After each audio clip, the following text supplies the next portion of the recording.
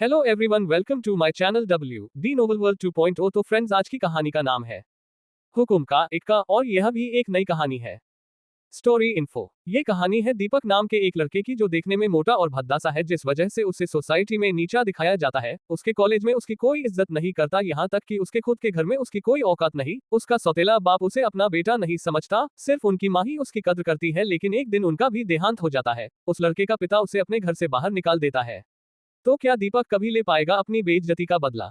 जानने के लिए पढ़िए हुकुम का इक्का, सिर्फ पॉकेट नॉवल पर। धन्यवाद। Folded hands, folded hands. CH1 बेइज्जती। मेरा बस चले तो इस मोटे को पूरे कॉलेज के सामने बेइज्जत करके रख दूं, कॉलेज की एक लड़की ने दीपक को देखकर कहा। दीपक कॉलेज के गेट से अंदर दाखिल हो रहा था। हाँ अंजलि, मेरा भी यही दिल करता है, दूसरी लड़की बोली। दीपक एक मोटा, भद्दा और सांवला लड़का था। अपने इस रूप के कारण वह हमेशा मजाक का पात्र बनता था। समाज की दुत्कार और लोगों के कड़वे रवैये ने दीपक के चेहरे से हंसी छीन ली थी। घर में भी उसकी कोई इज्जत नहीं थी। उसका छोटा भाई लकी उससे बात तक नहीं करता था और हमेशा उससे दूर भागता था। उसके पिता भी उसे नकारा और निकम्मा समझते थे। सिर्फ उसकी माँ ही थी जो उससे सच्चा प्यार करती थी, लेकिन वह हमेशा बीमार रहती थी। दीपक के पिता की एक जूतों की फैक्ट्री थी। हालांकि सारी जायदाद दीपक के पिता की थी, लेकिन वह कानूनी रूप से अभी दीपक की माँ यशोधरा के नाम थी। यशोधरा वह सारी जायदाद दीपक के नाम करना चाहती थी, लेकिन दीपक का सौतेला बाप सुधाकर उन्हें किसी न किसी बहाने टाल देता। वह कहता, दीपक अभी बच्चा है, उसे जायदाद की समझ नहीं है। असल में सुधाकर दीपक के पिता का चचेरा भाई था। पिता की मृत्यु के बाद उसने दीपक की मां से शादी कर ली और फैक्ट्री व जायदाद को हथियाने की योजना बनाने लगा। वह चाहता था कि सारी संपत्ति उसके बेटे लकी के नाम हो जाए, लेकिन यशोधरा की जिंदा मौजूदगी में उसे कोई रास्ता नहीं सूझ रहा था। सुधाकर दीपक और लकी के बीच खुलकर भेदभाव करता था, लेकिन यशोधरा के सामने वह मीठा बनकर रहता था। कॉलेज में दीपक जैसे ही एंटर हुआ, उसकी एक लड़की से टक्कर हो गई। देखकर नहीं चल सकता, अंधा है क्या? उस लड़की ने चिल्लाकर कहा। मैं देख ही रहा था, आप ही मेरी ओर भागती हुई आई और टकरा गई, दीपक ने शांतिपूर्वक उत्तर दिया। मुझसे बहस करता है? जानता है मैं कौन हूँ? उषा सिंघानिया नाम है मेरा, देवदत्त सिंघानिया की बेटी, वह गर्व से बोली। दीपक ये नाम सुनकर सहम गया। वह कुछ कहता, तभी कॉलेज के प्रिंसिपल वहां आ गए। ये सब क्या हो रहा है? प्रिंसिपल ने कड़क कर पूछा। सर, इसने मुझे छेड़ा है, उषा ने रोते हुए कहा। वह झूठ बोल रही थी, लेकिन इतनी सफाई से कि कोई पहचान नहीं सकता था। दीपक हैरान रह गया। नहीं सर, ये झूठ बोल रही है, मैंने इसे नहीं छेड़ा, दीपक घबरा कर बोला। आप चाहे तो कैमरे से जांच कर सकते हैं। उषा ने दोस्तों की मदद ली। अंजलि और अन्य लड़कियों ने कहा, हाँ सर, इसी ने छेड़ा है। दीपक की नजर पास लगे CCTV कैमरे पर पड़ी। सर, कैमरा चेक कर लीजिए। चारों ओर सन्नाटा छा गया, लेकिन प्रिंसिपल बोले, मुझे कैमरा चेक करने की जरूरत नहीं। मैं जानता हूं कि तुमने ही छेड़ा होगा। तुम 1 हफ्ते के लिए सस्पेंड किए जाते हो। प्रिंसिपल वहां से चले गए। दीपक गिड़गिड़ाता रह गया, लेकिन किसी ने उसकी एक न सुनी। लोग मजाक बनाते हुए बोले, अब 1 हफ्ते तक इस मनहूस की शक्ल नहीं दिखेगी। दीपक बहुत दुखी था। वह कॉलेज से बाहर निकल गया। रास्ते में वह अपनी फूटी किस्मत को कोस रहा था, तभी एक पागल आकर उससे लिपट गया। तू ही है हमारे कबीले का उत्तराधिकारी, पागल चिल्लाया। छोड़ो मुझे, दीपक ने धक्का देकर उसे गिरा दिया। वह पागल अचानक खड़ा हुआ और भाग गया। दीपक उसे देखता रह गया। वह अपने कपड़े झाड़ ही रहा था कि उसकी नजर अपनी शर्ट में फंसे एक गोल लॉकेट पर पड़ी। वह उसे गौर से देखने लगा। लॉकेट पर कोई प्राचीन लिपि में कुछ लिखा था। उसे कुछ समझ नहीं आया और वह उसे फेंकने ही वाला था कि उसका फोन बजा। फोन पर उसे खबर मिली कि उसकी मां यशोधरा का देहांत हो गया है। ये सुनकर दीपक के पैरों तले जमीन खिसक गई। वह दौड़ता हुआ घर पहुंचा। वहां उसकी मां की अंत्येष्टि की तैयारी चल रही थी। दीपक की दुनिया उजड़ चुकी थी। कुछ दिन भी नहीं बीते थे कि सुधाकर ने दीपक को घर से निकाल दिया। निकल जा मेरे घर से, सुधाकर चिल्लाया और उसका सामान बाहर फेंक दिया। मैं भी तो आपका बेटा हूँ। माँ को गुजरे अभी दिन ही कितने हुए हैं, दीपक ने गिड़गिड़ाते हुए कहा। तू मेरा बेटा नहीं, तू तो उस गंदे खून का हिस्सा है, सुधाकर ने ताना मारा। खबरदार, जो मेरे बाप के बारे में कुछ कहा, दीपक गरजा। तभी सुधाकर का बेटा आया और दीपक को थप्पड़ मार दिया। दीपक कुछ कहता, उससे पहले एक और घूंसा उसके पेट में लगा। साले, मेरे पापा से ऊंची आवाज में बात करता है। वह उसे मारता रहा। दीपक की आंखों से आंसू बह निकले। जिनको वह अपना समझता था, वही उसके दुश्मन बन गए थे। तभी कुछ पड़ोसी वहां इकट्ठा हो गए। एक अंकल बोले, क्यों मार रहे हो इस बेचारे को? इसने मेरे पापा से बदतमीजी की थी, सुधाकर का बेटा झूठ बोला। उसके गुर्गे भी भीड़ में शामिल हो गए और झूठ को सच बनाने लगे। ये सब झूठ बोल रहे हैं। दीपक की आंखों में आंसू थे और आवाज में गुस्सा। इन्हें सिर्फ मेरी जायदाद चाहिए, पर मैं ऐसा होने नहीं दूंगा। मेरे माँ बाप ने ये संपत्ति मेरे नाम की थी। ये मेरा हक है, मेरा हक। भीड़ में खड़ा सुधाकर एक जहरीली मुस्कान के साथ हंसते हुए बोला, कौन सी जायदाद, दीपक? तेरी माँ ने मरने से पहले ये पूरी जायदाद मेरे बेटे के नाम कर दी थी। और वसीयत में साफ साफ लिखा है कि तुझे एक फूटी कौड़ी भी न मिले। तू इस घर से बेदखल हो चुका है। ये सुनते ही दीपक जैसे सुन्न हो गया। उसकी सांसें थम सी गईं। उसकी आंखें फटी रह गईं।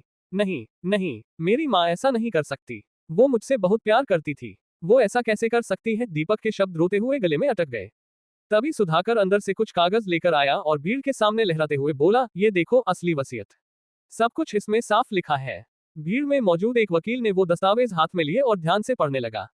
सन्नाटा छा गया। कुछ देर बाद उसने सिर उठाकर कहा, सुधाकर जी जो कह रहे हैं वो बिल्कुल सही है। दस्तावेज कानूनी रूप से वैध है। सारी जायदाद सुधाकर जी के छोटे बेटे लकी के नाम है। दीपक को कुछ नहीं मिलेगा। सुधाकर ने पेपर वापस लेते हुए एक ताना मारते हुए कहा, अब निकल जा मेरे घर से। और आइंदा इस घर के आसपास भी दिखा तो अंजाम बुरा होगा। दीपक की आंखों में आंसू थे, दिल में तूफान। क्या सच में उसकी मां ने उससे ऐसा किया था, या फिर इसके पीछे कोई गहरा रहस्य छुपा है? अब दीपक क्या करेगा? क्या वो अपने हक की लड़ाई लड़ेगा? और क्या वाकई उसकी मां ने उसे अपनी जायदाद से बेदखल किया था, या इस साजिश के पीछे कोई और है? इन सभी सवालों के जवाब जानने के लिए पढ़िए हुकुम का इक्का सिर्फ और सिर्फ पॉकेट नॉवल FM पर। CH2 लॉकेट का कमाल।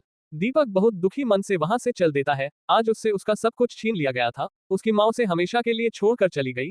उसे उसके ही घर से निकाल दिया गया। इस दुनिया में उसका अब कोई नहीं है। अब वो इस दुनिया में रहकर क्या करेगा? उसे मर जाना चाहिए। यही सब सोचते हुए दीपक ब्रिज पर आ गया और ब्रिज पर खड़ा हो गया। माँ, मैं तेरे पास आ रहा हूँ। इन दिखावे और धोखे की दुनिया को छोड़कर दीपक आसमान की तरफ देखकर चिल्लाते हुए बोला। और को कूदने ही वाला था, तभी उसको ध्यान आया वो लॉकेट जो अभी भी उसके पास था। दीपक ने उस लॉकेट को अपनी जेब से बाहर निकाला और दीपक उस लॉकेट को गौर से देखने लगा। तभी अचानक न जाने क्या हुआ, दीपक के उसी हाथ में उस लॉकेट से कट लग गया, जिससे खून बहने लगा और उसका खून उस लॉकेट पर जैसे ही लगा वो लॉकेट चमकने लगा। तभी अचानक से वो लॉकेट दीपक के हाथ से छूटकर पानी में गिर गया, कर उस पानी में एक भंवर बन गया। ये क्या हो रहा है? दीपक उस भंवर की तरफ खींचा चला जा रहा था। हालांकि वो मरने आया था, लेकिन इस तरह के हादसे लोगों को हैरान कर देते हैं। दीपक उस भंवर में पूरी तरह से फंस चुका था और पानी की गहराइयों में डूबता जा रहा था और धीरे धीरे उसकी आंखें बंद होने लगी। अचानक उसके दिमाग में उसकी माँ की तस्वीर बनने लगी। माँ, मैं आ रहा हूँ तेरे पास। दीपक की आंखें बंद हो गई और सब कुछ ब्लैंक हो गया। जब उसकी आंख खुली तो उसने खुद को एक स्वर्ण महल जैसी किसी जगह पर पाया। ये एक कमरा था जिसकी दीवारें सोने की थी और इसकी खूबसूरती को सजाने के लिए हीरे और जवाहरात का इस्तेमाल किया गया था। ये कौन सी जगह है? क्या मैं मर गया? क्या मैं स्वर्ग में हूँ? दीपक अपने ख्यालों में डूबा हुआ था। तभी वहां पर एक नौकर आया। ये नौरक इस तरह के कपड़े पहने हुआ था जैसे कहीं का राजा हो। हुकुम जिंदाबाद। उस नौकर ने दीपक की तरफ देखते हुए कहा, अभी आप आराम कर लीजिए, रात में महल के राजभवन में आपका राज्याभिषेक होगा। ये कहकर और सर झुकाकर वो नौकर चला गया। राज्याभिषेक? ये सब क्या हो रहा है और मैं कहाँ हूँ? दीपक अपने बिस्तर से उठकर बाहर की तरफ भागा और जैसे ही वो कमरे से बाहर निकलता किसी ने कमरे का दरवाजा बाहर से लॉक कर दिया। दरवाजा खोलो, कोई है? दरवाजा खोलो। तुम सब कौन हो और मैं कहाँ हूँ? एकाएक दीपक को वो पानी के भंवर की घटना याद आ गई। वो कमरे में इधर से उधर जाता लेकिन कोई फायदा नहीं, कोई दरवाजा नहीं खोलता। तभी अचानक दीपक की नजर एक आईने के सामने पड़ी। उसमें उसने खुद को देखा और देखकर वो हैरान हो गया। एक खूबसूरत जवान चेहरा उसे आईने में नजर आया। चेहरे पर घनी दाढ़ी, सर के बाल किसी हीरो जैसे। दीपक अपने चेहरे को इधर उधर घुमाकर देखने लगा। उसने अपने आप को देखा। वो अब पहले जैसा मोटा भद्दा नहीं था। वो तो अब एक हैंडसम खूबसूरत नौजवान लग रहा था। उसके शरीर की लंबाई भी अब पहले से कुछ ज्यादा हो गई थी। तभी अचानक उसने अपनी कमीज उतार दी और वो देखकर हैरान हो गया। उसका शरीर किसी बॉडी बिल्डर की तरह मांसल हो गया था। चौड़े कंधे, मजबूत भुजाएं, पेट पर सिक्स पैक एब्स, पूरा शरीर किसी मांसल पहलवान की तरह दिख रहा था। दीपक ने कपड़े पहने और हर चीज के बारे में सोचने लगा। मेरे कुछ समझ में नहीं आ रहा कि ये सब मेरे साथ क्या हो रहा है, और वो नौकर मुझसे हुक्म क्यों कह रहा था, और राज्याभिषेक। यही सब सोचते हुए शाम से रात हो गई और फिर दीपक के कमरे का दरवाजा खुला और एक 30 से 35 साल की महिला कमरे के अंदर दाखिल होती है। उसके पास एक बड़ी सी कपड़ों की ट्रॉली थी जिसमें तरह तरह के बहुत बहुत कीमती कपड़े थे। कोट पैंट, थ्री पीस, तरह तरह के कीमती जूते। हुकुम जिंदाबाद। हुकुम, ये कुछ कपड़े हैं, आपके लिए भेजे गए हैं, इन्हें पहनकर राजमहल में आइए। अगले आधे घंटे में आपका राज्याभिषेक होना है। ये कहकर वो महिला वहां से चली गई। दीपक को कुछ भी समझ में नहीं आ रहा था कि आखिर ये सब क्या हो रहा है, लेकिन फिर भी उसने मौके की नजाकत को समझते हुए कपड़े पहन लिए, क्योंकि उसके पुराने कपड़े फट चुके थे और पहनने के लिए बस ये कीमती कपड़े थे।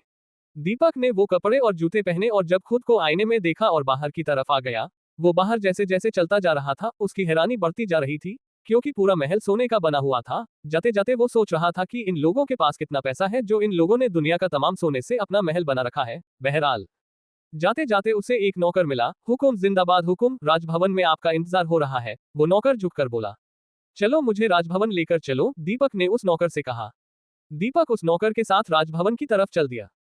दीपक जैसे ही राजभवन के अंदर पहुंचा उसने देखा कि राजभवन किसी क्रिकेट के बड़े स्टेडियम जैसा था। उसमें चारों तरफ लोग बैठे हुए थे और स्टेडियम के सबसे पहली लाइन में राज्यसभा के मेंबर बैठे थे और एक बड़ी सी कुर्सी थी जिस पर एक 80 साल का बूढ़ा बैठा हुआ था। इसके चेहरे पर तेज नजर आ रहा था और उसे कोई देखकर कोई कह ही नहीं सकता कि ये बूढ़ा है। और उसके गले में एक वैसा ही लॉकेट पड़ा था जो दीपक को उस पागल से मिला था। दीपक ने राज्यसभा के मेंबर्स को गौर से देखा तो उन सभी के गालों में वैसे ही लॉकेट पड़े थे जो उस बूढ़े के गले में था और जैसा दीपक को मिला था। दीपक ये देखकर सोचने लगा, हो ना हो मेरे अंदर जो बदलाव आए हैं वो इस लॉकेट की वजह से ही है, और ये सारे लोग जिनके पास ये लॉकेट है वो भी शायद मेरी तरह ही थे। ये सब लॉकेट का ही कमाल है। तभी उन मेंबर्स में से एक आदमी उठा और चिल्लाकर बोला, तो तुम हो जो इस राजभवन में मुझसे मुकाबला करेगा। दीपक ये सुनकर सहम गया क्योंकि वो आदमी 7 फीट से ज्यादा लंबा था और उसकी रौबदार आवाज थी। जब वो चल रहा था तो धरती पर उसके कदम पड़ने की आवाज आ रही थी। देखने में वो किसी देव से कम नहीं था। चारों तरफ लोग शोर मचाने लगे और बातें करने लगे कि अब तो इस बच्चे का क्या हाल होगा। पिछली बार जो इससे मुकाबला करने आया था तो इसने उसके शरीर के चिथड़े उड़ा दिए थे। आखिर क्या होगा अब दीपक का? क्या वो मुकाबला कर पाएगा उस दानव से? ये कौन सी जगह थी जहां दीपक आ गया था? और दीपक का रूप पहले से बेहतर कैसे हो गया था? इन सारे सवालों के जवाब जानने के लिए पढ़िए इस कहानी का अगला भाग सिर्फ और सिर्फ पॉकेट एफएम पर। CH3 महाबली हुकुम। चारों तरफ भीड़ का शोर मचा पड़ा था। तभी सबसे बड़ी कुर्सी पर बैठे उस बूढ़े शख्स ने अपनी जगह से खड़ा होकर कहा, ये मुकाबला साबित कर देगा कि ये लड़का जिसको इक्का ने चुना है क्या इसके काबिल है। उस बूढ़े की आवाज बहुत ही दमदार थी। एक अलग ही रौब था उसकी आवाज में। उसे बोलने के लिए माइक की जरूरत नहीं थी। उस बूढ़े की ये बात सुनकर दीपक ये सोचने लगा कि ये इक्का कौन है। अचानक वही बूढ़ा दीपक की तरफ देखकर बोला, अगर ये लड़का जीतता है तो इसे हमारे कबीले का नया उत्तराधिकारी चुना जाएगा, और अगर ये हारता है तो इसको मौत की सजा दी जाएगी। दीपक ये सुनकर सहम गया। मौत की सजा? क्या मजाक है। पहले पहले तो मुझे ये नहीं पता कि मैं इस जगह पर आया कैसे, और फिर मुझे जबरदस्ती इस दानव से लड़वाया जा रहा है। इससे लड़ने पर मैं मर ही जाऊंगा। तभी दोनों खिलाड़ियों को बिल्कुल बीच में खड़ा किया गया। मुकाबले को शुरू किया जाए। वो बूढ़ा आदमी चिल्लाकर बोला, तेरे शरीर के मैं हजारों टुकड़े कर दूंगा। दिलावर चिल्लाकर बोला। दिलावर उसी दैत्य का नाम था जो दीपक के मुकाबले में खड़ा था। लेकिन दीपक ने उसका कोई जवाब नहीं दिया। दिलावर भागते हुए दीपक की तरफ आया। उसकी रफ्तार बहुत तेज थी। उसने दीपक के पेट में एक जोरदार मुक्का मारा। दीपक उछलते हुए 20 मीटर दूर जाके गिरा और गिरते ही खड़ा हो गया। वहां बैठे सब लोगों ने हैरानी से दीपक को देखा और सब सोचने लगे कि दिलावर का मुक्का बहुत जोरदार था, लेकिन दीपक को एक खरोंच तक न आई। दिलावर भी हैरान था और सबसे ज्यादा हैरान था, जहां उसे एक मामूली सी ठोकर लगने से ही तारे नजर आ जाते थे, वही इस दानव का इतना जोरदार मुक्के से उसका कुछ भी नहीं हुआ। तभी दिलावर फिर भागते हुए आया और एक जोरदार थप्पड़ दीपक के मुंह पर मारा। थप्पड़ पड़ते ही दीपक को वो दिन याद आ गया जिस दिन उसके सौतेले बाप ने उसे घर से निकाला था और उसके सौतेले छोटे भाई ने उसके मुंह पर थप्पड़ मारा था। ये सोचते ही दीपक को गुस्सा आने लगा और गुस्से में उसकी आंखें लाल हो गई। और जैसे ही दिलावर ने एक और मुक्का दीपक के मुंह पर मारा, दीपके ने उसका हाथ पकड़ लिया और एक जोरदार मुक्का दिलावर के पेट में मारा। दिलावर हवा में उड़ता हुआ 30 मीटर तक का गया और जमीन में गिरते ही उसके मुंह से खून निकलने लगा और वो बेहोश हो गया। दीपक इस बार और ज्यादा हैरान हुआ कि उसमें इतनी ज्यादा ताकत कैसे आई। तभी पूरे राजभवन में शोर उठने लगा और चारों तरफ नगाड़े बजने लगे।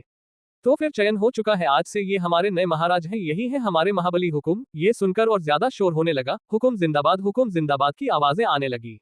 दीपक के लिए एक बड़ी सी कुर्सी सजाई गई जो देखने में सबसे ज्यादा खूबसूरत थी। ये सोने की बनी हुई थी और इसमें हीरे मोती जवाहरात लगे हुए थे।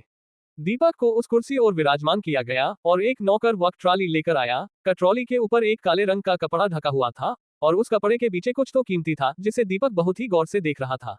उस ट्रॉली पर से कपड़ा हटाया गया तो दीपक ये देखकर बहुत हैरान हुआ। ये वही लॉकेट था जिसकी वजह से वो यहाँ पर आया। दीपक के सम्मान में वो लॉकेट दीपक को पहनाया गया और उसका राज्याभिषेक पूर्ण हुआ। अपने कमरे में बैठा दीपक हर एक चीज के बारे में तरतीब से सोच रहा था। तभी उसके कमरे में किसी की दस्तक हुई। हुकुम जिंदाबाद, क्या मैं अंदर आ सकता हूँ? दरवाजे के पीछे से आवाज आई। आ जाइए, दीपक ने जवाब दिया। कमरे के अंदर वही बूढ़ा शख्स दाखिल हुआ। हुकुम जिंदाबाद। हुकुम, आपने मुझे याद किया। दरअसल कमरे में दाखिल होने से पहले दीपक ने किसी से उस बूढ़े शख्स को अपने पास बुलाने को कह दिया था। मेरे लिए क्या आ गया है हुकुम? उस बूढ़े से सम्मान से नजर झुकाते हुए कहा। अब आप मुझे मेरे कुछ सवालों के जवाब दीजिए और बाकी की बातें उसके बाद करेंगे। आप कौन हैं और आपका नाम क्या है? दीपक का पहला सवाल था। उस बूढ़े ने एक लंबी सांस ली और बताना शुरू किया, मेरा नाम शिवराज है और मैं इस कबीले का पिछले 50 साल से वफादार हूँ। शिवराज ने जवाब दिया। ये जगह कौन सी है? दीपक का दूसरा सवाल था। इस जगह का नाम माया नगरी है क्योंकि ये जगह दुनिया पर तो मौजूद है लेकिन दुनिया वाले इसके बारे में बहुत कम जानती हैं, और सबसे अहम बात यह है कि ये हमारे भारत देश में मौजूद है। इस जगह की खोज हमारे कबीले के सबसे पहले सरदार महाराज सूर्य प्रताप जुंगा ने की थी। उन्होंने अपने नाम पर ही हमारे इस कबीले का नाम रखा था, जुंगा कबीला, शिवराज का जवाब था। मैं यहाँ कैसे आया? दीपक का तीसरा सवाल था। आपकी यहाँ आने की वजह है वो लॉकेट, उसने ही आपको चुना है। ऐसा कहा जाता है कि कोई अपनी मर्जी से इस लॉकेट को धारण नहीं कर सकता, ये लॉकेट ही अपने पहनने वाले को चुनता है। जब ये लॉकेट अपने धारक को चुन लेता है तो उस धारक को उसकी असली जगह यानी इस कबीले तक पहुंचाने की जिम्मेदारी इसकी है, शिवराज का जवाब था। वो जो लोग कुर्सियों पर बैठे थे वो कौन थे? वो जो आपने मेरे आसपास लोग देखे थे कुर्सियों पर बैठे हुए वो सब राज्यसभा के मेंबर्स हैं और उनके अंडर हमारे देश के अलग अलग हिस्सों की अर्थव्यवस्था आती है, शिवराज ने जवाब दिया। ये लॉकेट क्या है? दीपक ने पूछा। ये एक जादुई लॉकेट है, इसे हमारे कबीले के पहले महाराज सूर्य प्रताप जुंगा ने बनाया था, उन्हीं ने इस लॉकेट में अपनी सारी शक्तियां डाल दी थी। वो जो आपने राज्यसभा मेंबर्स के गलों में आपने लॉकेट देखे वो सब इसी लॉकेट की शक्तियों से बने हैं, लेकिन ये जो लॉकेट है वो सबसे ज्यादा ताकतवर है। तुम लोगों ने मेरा मुकाबला क्यों करवाया? दीपक ने फिर सवाल किया। हुकुम, ये देखने के लिए कि कहीं कोई बहरूपिया तो नहीं आया है हमारे कबीले में, क्योंकि ये लॉकेट जिसको चुनता है वो इस दुनिया का सबसे शक्तिशाली महाबली बन जाता है, उसका कोई मुकाबला नहीं कर सकता। क्या दीपक इतने बड़े कबीले को संभाल पाएगा? क्या उसकी शक्ति हमेशा बरकरार रहेंगी? क्या उसे इस कबीले की पूरी जानकारी मिलेगी? इन सारे सवालों के जवाब जानने के लिए पढ़िए इस कहानी का अगला भाग सिर्फ और सिर्फ पॉकेट एफएम पर। CH4 इक्के का सच। ये इक्का क्या है? दीपक ने शिवराज से आखिरी सवाल किया। हुकुम, इक्का उसी लॉकेट का नाम है जिसने आपको चुना है। 3000 साल पहले हमारे पहले महाराज सूर्य प्रताप जुंगा ने जब इस कबीले की खोज की थी तब उन्होंने अपने लोगों को इस कबीले में शामिल करना शुरू किया। उस वक्त नए महाराज को लेकर बहुत सारी लड़ाइयां हुई लेकिन उन लड़ाइयों का कोई समाधान नहीं निकलता था। एक महाराज बनने के लिए हजारों जानें चली गई। तब जाके पहले महाराज ने इस लॉकेट का निर्माण किया और इसमें अपनी सारी शक्तियां डाल दी और इस लॉकेट का नाम रखा इक्का। इस लॉकेट की शक्तियां इतनी ज्यादा थी कि अगर ये किसी आम इंसान को चुनता तो उसकी शक्तियां हजारों गुना बढ़ जाती। जैसे आज की लड़ाई में आप भी बहुत हैरान हुए होंगे। तभी दीपक कुछ सोचने लगा और उसने शिवराज को जाने की इजाजत दी, अब आप जाइए। तभी शिवराज जाने लगा, तभी अचानक दीपक ने उसे दोबारा आवाज दी और शिवराज मुड़कर वापस आया। कहिए हुकुम, मेरे लिए क्या आ गया है? मैं कभी अपनी दुनिया में वापस जा पाऊंगा? दीपक ने सवाल किया। हाँ, आप जा सकते हैं, लेकिन अभी नहीं। कब? दीपक ने फिर से पूछा। 2 साल बाद। 2 साल बाद? 2 सालों तक मैं क्या करूंगा? दीपक ने हैरान होते हुए पूछा। आपकी ट्रेनिंग होगी 2 सालों तक, क्योंकि इक्के की ताकत को पूर्ण रूप से धारण करने के लिए आपके शरीर को मजबूत होना होगा, शिवराज बोला। मैं इतना तो मजबूत हूँ, देखा नहीं कि मैंने कैसे उस दानव को हराया? दीपक चहकते हुए बोला। वो इक्के की शक्ति का सिर्फ 1% था और पूर्ण रूप से 100% हासिल करने के लिए आपकी कड़ी ट्रेनिंग होगी। ये ट्रेनिंग कब से शुरू होगी? दीपक पूछने लगा। कल सुबह 5 बजे से, शिवराज का जवाब। मैं कल सुबह आपका इंतजार करूंगा, हमारे ट्रेनिंग सेंटर में आपकी ट्रेनिंग की शुरुआत होगी। अब मैं चलता हूँ। अगले दिन सुबह 5 बजे ट्रेनिंग रूम के अंदर दीपक ट्रेनिंग सेंटर में एंटर करता है। वहां पर चारों तरफ तरह तरह के हथियार थे, कुछ पहलवान आपस में भिड़े हुए थे। दीपक ने एक अखाड़े में देखा, वही कल वाला दैत्य कुछ पहलवानों के साथ अभ्यास कर रहा था। अचानक दीपक को देखकर वो रुक गया। दीपक ने उसे देखकर अपना मुंह दूसरी साइड कर लिया ताकि वो पहलवान अपना अभ्यास न रोके। दीपक आगे बढ़ गया। एक कोने में उसने देखा एक 21 साल की लड़की तलवार से अभ्यास कर रही थी। उसके सामने एक बड़ी सी चट्टान थी और उसकी तलवार म्यान में थी। 1 सेकंड से भी कम समय में उसने अपने म्यान से तलवार निकालकर उस चट्टान के 2 टुकड़े कर दिए और तलवार को वापस म्यान में रख लिया। दीपक ये देखकर बहुत हैरान हुआ। तभी शिवराज उसके सामने आया। उसने सिर्फ एक धोती पहन रखी थी। उसकी उम्र तो 80 साल थी, लेकिन उसका शरीर जैसे वज्र का बना हुआ, मांसपेशियां फौलाद जैसी मजबूत थी। उसके सामने नए नए पहलवान भी फीके पकड़ रहे थे। हुकुम, आप भी अपने कपड़े बदल लीजिए, शिवराज ने चेंजिंग रूम की तरफ इशारा करते हुए कहा। दीपक चेंजिंग रूम की तरफ चला गया। दीपक अपने कपड़े बदल कर आया। उसने भी सिर्फ धोती पहन रखी थी। उसका शरीर भी किसी बॉडी बिल्डर जैसा था। कुछ वक्त के लिए तो ट्रेनिंग रूम में अभ्यास करने वाले ज्यादातर लोगों की नजर दीपक की बॉडी पर रुक गई और सबसे ज्यादा हैरानी से दीपक को वो लड़की देखने लगी जो कुछ वक्त पहले तलवार से अभ्यास कर रही थी। आपका अभ्यास शुरू होगा कुश्ती से, जिससे आपके शरीर में बल बढ़ेगा, शिवराज ने कहा। लेकिन मेरे शरीर में तो बहुत बल है, आपने कल तो देखा ही था, मैंने कैसे अपने प्रतिद्वंदी को हरा दिया था, दीपक चहकते हुए बोला।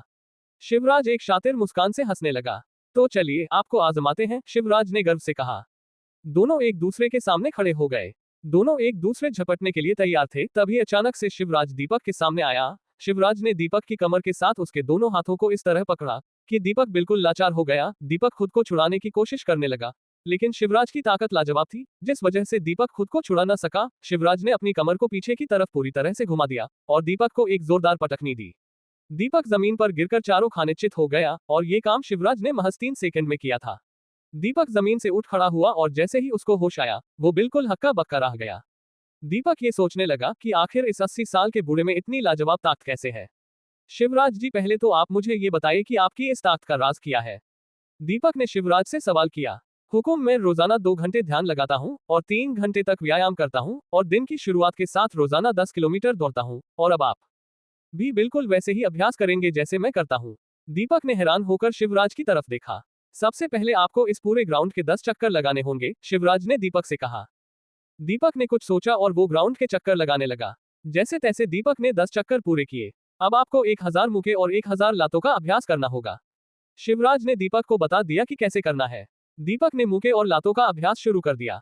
दीपक ने आज बहुत सारा अभ्यास किया था। इसी तरह से दीपक का आज का अभ्यास पूरा हुआ। दीपक बहुत ज्यादा थक चुका था। दीपक अपने कमरे में आ गया और पीछे से शिवराज भी दीपक के कमरे में आया। हुकुम, आपके लिए पानी गर्म कर दिया गया है, पहले जाकर आप नहा लीजिए। दीपक ने सोचा, हम्म, वैसे भी मैं 3 दिनों से नहाया नहीं हूँ। दीपक नहाने के लिए बाथरूम में चला गया। वो जैसे ही बाथरूम में घुसा उसे अजीब सी जड़ी बूटियों की खुशबू आई। उसने देखा कि सामने एक टब है और उनमें गर्म पानी मौजूद है। दीपक अपने कपड़े उतारकर उस पानी में उतर गया और जैसे ही वो पानी में उतरा उसे बहुत अच्छा लगा। उसकी सारी थकान गायब हो चुकी थी। क्या दीपक 2 सालों तक ट्रेनिंग पूरी करता रहेगा? आखिर दीपक शिवराज का सामना क्यों नहीं कर पाया? और वो लड़की कौन थी जो दीपक को गौर से देख रही थी? इन सारे सवालों के जवाब जानने के लिए पढ़िए इस कहानी का अगला भाग सिर्फ और सिर्फ पॉकेट एफएम पर। CH5 गुजरा हुआ कल। दीपक नहाकर बाथरूम से बाहर निकला और आराम करने के लिए अपने बिस्तर पर आ गया। तभी वहां पर शिवराज एक सोने के गिलास में कुछ काढ़ा उसके लिए लेकर आया।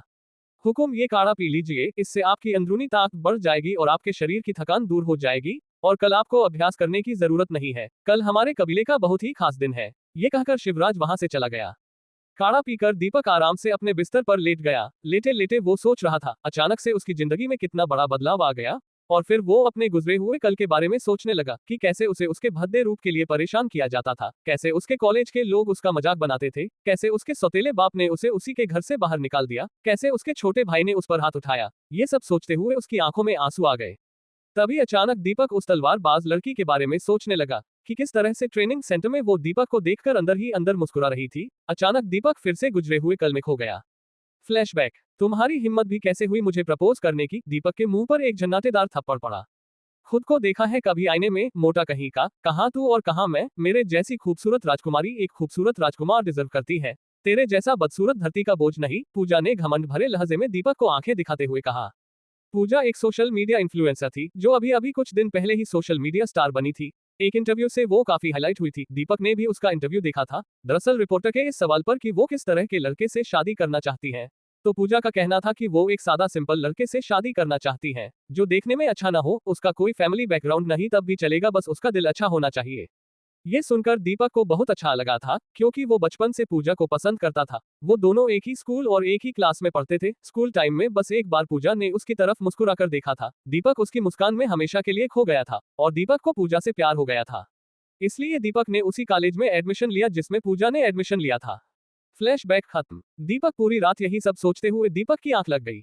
अगली सुबह दीपक को उठाने शिवराज आया और अपने साथ में एक ट्रॉली लेकर आया जिसमें तरह तरह के कपड़े थे, लेकिन ये कुछ अलग और रंग बिरंगी कपड़े थे। ऐसे कपड़े दीपक ने पहली बार देखे थे। हुकुम, आप तैयार हो जाए, आज हमारे कबीले में एक महोत्सव है। हमारे कबीले में एक मेला लगता है जिसका शुभारंभ आपको अपने हाथों से करना है, शिवराज ने कहा। ठीक है, मैं तैयार होकर आता हूँ, दीपक ने कहा। दीपक तैयार हो गया और मेले का शुभारंभ करने के लिए शिवराज के साथ चल पड़ा। दीपक ने मेले का शुभारंभ कर दिया था और दीपक शिवराज के साथ मेले में घूम रहा था, तभी उसके सामने वही लड़की आ गई। पिताजी, उस लड़की ने चहकते हुए कहा, लेकिन उसका पूरा ध्यान दीपक पर ही था। ये देखकर दीपक थोड़ा असहज हो गया। ये मेरी बेटी है हुकुम, इसका नाम नैना है। दीपक नैना की ही तरफ देख रहा था और नैना हल्का सा मुस्कुराकर साइड में देखने लगी। नैना के गाल हल्के से लाल हो गए थे। तभी वहां पर किसी के चीखने की आवाज आई। मैंने आपके साथ कोई बदतमीजी नहीं की, एक बूढ़ा आदमी रोते हुए बोला। एक औरत उसे मारे ही जा रही थी। तेरी हिम्मत कैसे हुई मुझसे बदतमीजी करने की? शिवराज जी, चलिए चल के देखते हैं वहां क्या हो रहा है। चलिए हुकुम, शिवराज ने कहा। उन दोनों के साथ नैना भी थी जो ये सब देख रही थी। वो औरत उस आदमी को मारे ही जा रही थी। तभी वहां पर दीपक और शिवराज पहुंच गए। दीपक ने ये देखा तो उसका खून खौल गया और जवान औरत एक कमजोर बूढ़े को बुरी तरह से पीट रही है। ये सब क्या हो रहा है? रुक जाओ, क्यों मार रही हो उसे? दीपक ने चिल्लाकर कर कहा। सब उसी की तरफ देखने लगे और वो औरत भी दीपक को गुस्से से देखने लगी। उस औरत ने बहुत सारे गहने पहन रखे थे और बहुत सारा मेकअप अपने चेहरे पर पोत रखा था। तुम होते कौन हो मुझे रोकने वाले? वो औरत दीपक को घूरते हुए बोली। शिवराज कुछ कहने ही वाला था, तभी दीपक ने अपने हाथ के इशारे से उसे रोक लिया। दीपक सोचने लगा, इसका मतलब ये है कि ये औरत और इस कबीले के बहुत से लोग हम लोगों को नहीं जानते, या शायद ये औरत मेले के शुभारंभ के दौरान यहाँ नहीं थी, इसका मतलब ये अभी अभी आई है। दीपक ने उस बूढ़े आदमी की तरफ देखा और पूछा, बाबा ये औरत आपको क्यों मार रहे? बड़ी ही थी। मैंने कुछ नहीं किया, ये औरत मेरे पास आए और मेरे मुंह पर एक जोरदार थप्पड़ मारा। तू है कौन और होता कौन है मेरे और इसके बीच में आने वाला? तुझे पता है इसने मेरे साथ क्या किया है? वो औरत बहुत घमंड में बोली। क्या क्या इसने? दीपक ने अनजान बनते हुए पूछा। हालांकि दीपक को पता था कि गलती उसी औरत की है, लेकिन फिर भी दीपक उस औरत के मुंह से सुनना चाहता था। ये साला गरीब मुझे खाना खाते हुए देख रहा था, साला भूखकर इसकी हिम्मत कैसे हुई मुझे खाते हुए घूरने की? ये सुनकर दीपक का दिमाग खराब हो गया। मैंने 3 दिन से कुछ नहीं खाया है, जब मैंने इन्हें खाते हुए देखा तो बस मेरा भी मन खाने को करने लगा, इतने में ये आई और मुझे पीटने लगी। इतनी सी बात, अगर खाने को नसीब नहीं हो रहा है तो मर क्यों नहीं जाते कहीं पर? वो औरत इतराते हुए कहने लगी। चुप हो जा, दीपक ने उस औरत पर हाथ उठा दिया, जिसे देखकर वो औरत एकदम सहम गई। इतने में एक आदमी आया और उसने दीपक का हाथ पकड़ लिया। तेरी इतनी हिम्मत कि तूने मेरी बीवी पर हाथ उठाया? क्या दीपक दिला पाएगा उस बूढ़े आदमी को इंसाफ? क्या सजा दे पाएगा दीपक उस घमंडी औरत और उसके पति को? क्या होगा जब उन दोनों को पता चलेगा कि दीपक कौन है? इन्हीं सारे सवालों के जवाब जानने के लिए पढ़िए इस कहानी का अगला भाग सिर्फ और सिर्फ पॉकेट एफएम पर। CH6 पुराना रूप। तेरी हिम्मत कैसे हुई कि तूने मेरी बीवी पर हाथ उठाया? एक लंबे चौड़े आदमी ने दीपक का हाथ पकड़ते हुए कहा। दीपक ने एक नजर उस आदमी की तरफ देखा और उस आदमी के हाथ को पकड़कर मोड़ दिया। छोड़ मेरा हाथ, वो आदमी छटपटाने लगा। छोड़ छोड़ मेरे पति का हाथ, वो औरत बोली। इससे पहले मैं तुम दोनों को मार मार कर तुम्हारा भर्ता बना दूं, चाचा के पैरों में गिरकर माफी मांगो। ये सुनकर वो आदमी बोला, क्या मैं और मेरी बीवी इससे माफी मांगेंगे? ये दो कौड़ी का बूढ़ा गरीब। उस आदमी के इतना कहते ही दीपक ने अपनी पकड़ और कस ली और उस आदमी का हाथ टूटने की आवाज आई। वो आदमी जोर से चिल्लाने लगा, तूने तूने मेरा हाथ तोड़ दिया, तू जनता नहीं तूने कितनी बड़ी गलती कर दी। मेरे पति का हाथ तोड़ दिया, इस जालिम ने मेरे पति का हाथ तोड़ दिया। वो औरत लोगों की तरफ चीखकर भीड़ को इकट्ठा करने लगी। अरे यहाँ तो गुंडागर्दी चल रही है, देखो बेचारे का कैसे हाथ तोड़ दिया। लोग इसी तरह से तरह तरह की बातें करने लगे। वो आदमी जमीन पर पड़ा हुआ बुरी तरह से छटपटा रहा था और चीख रहा था। शिवराज जी, इस आदमी को हॉस्पिटल लेके जाइए, दीपक ने तेज आवाज में कहा।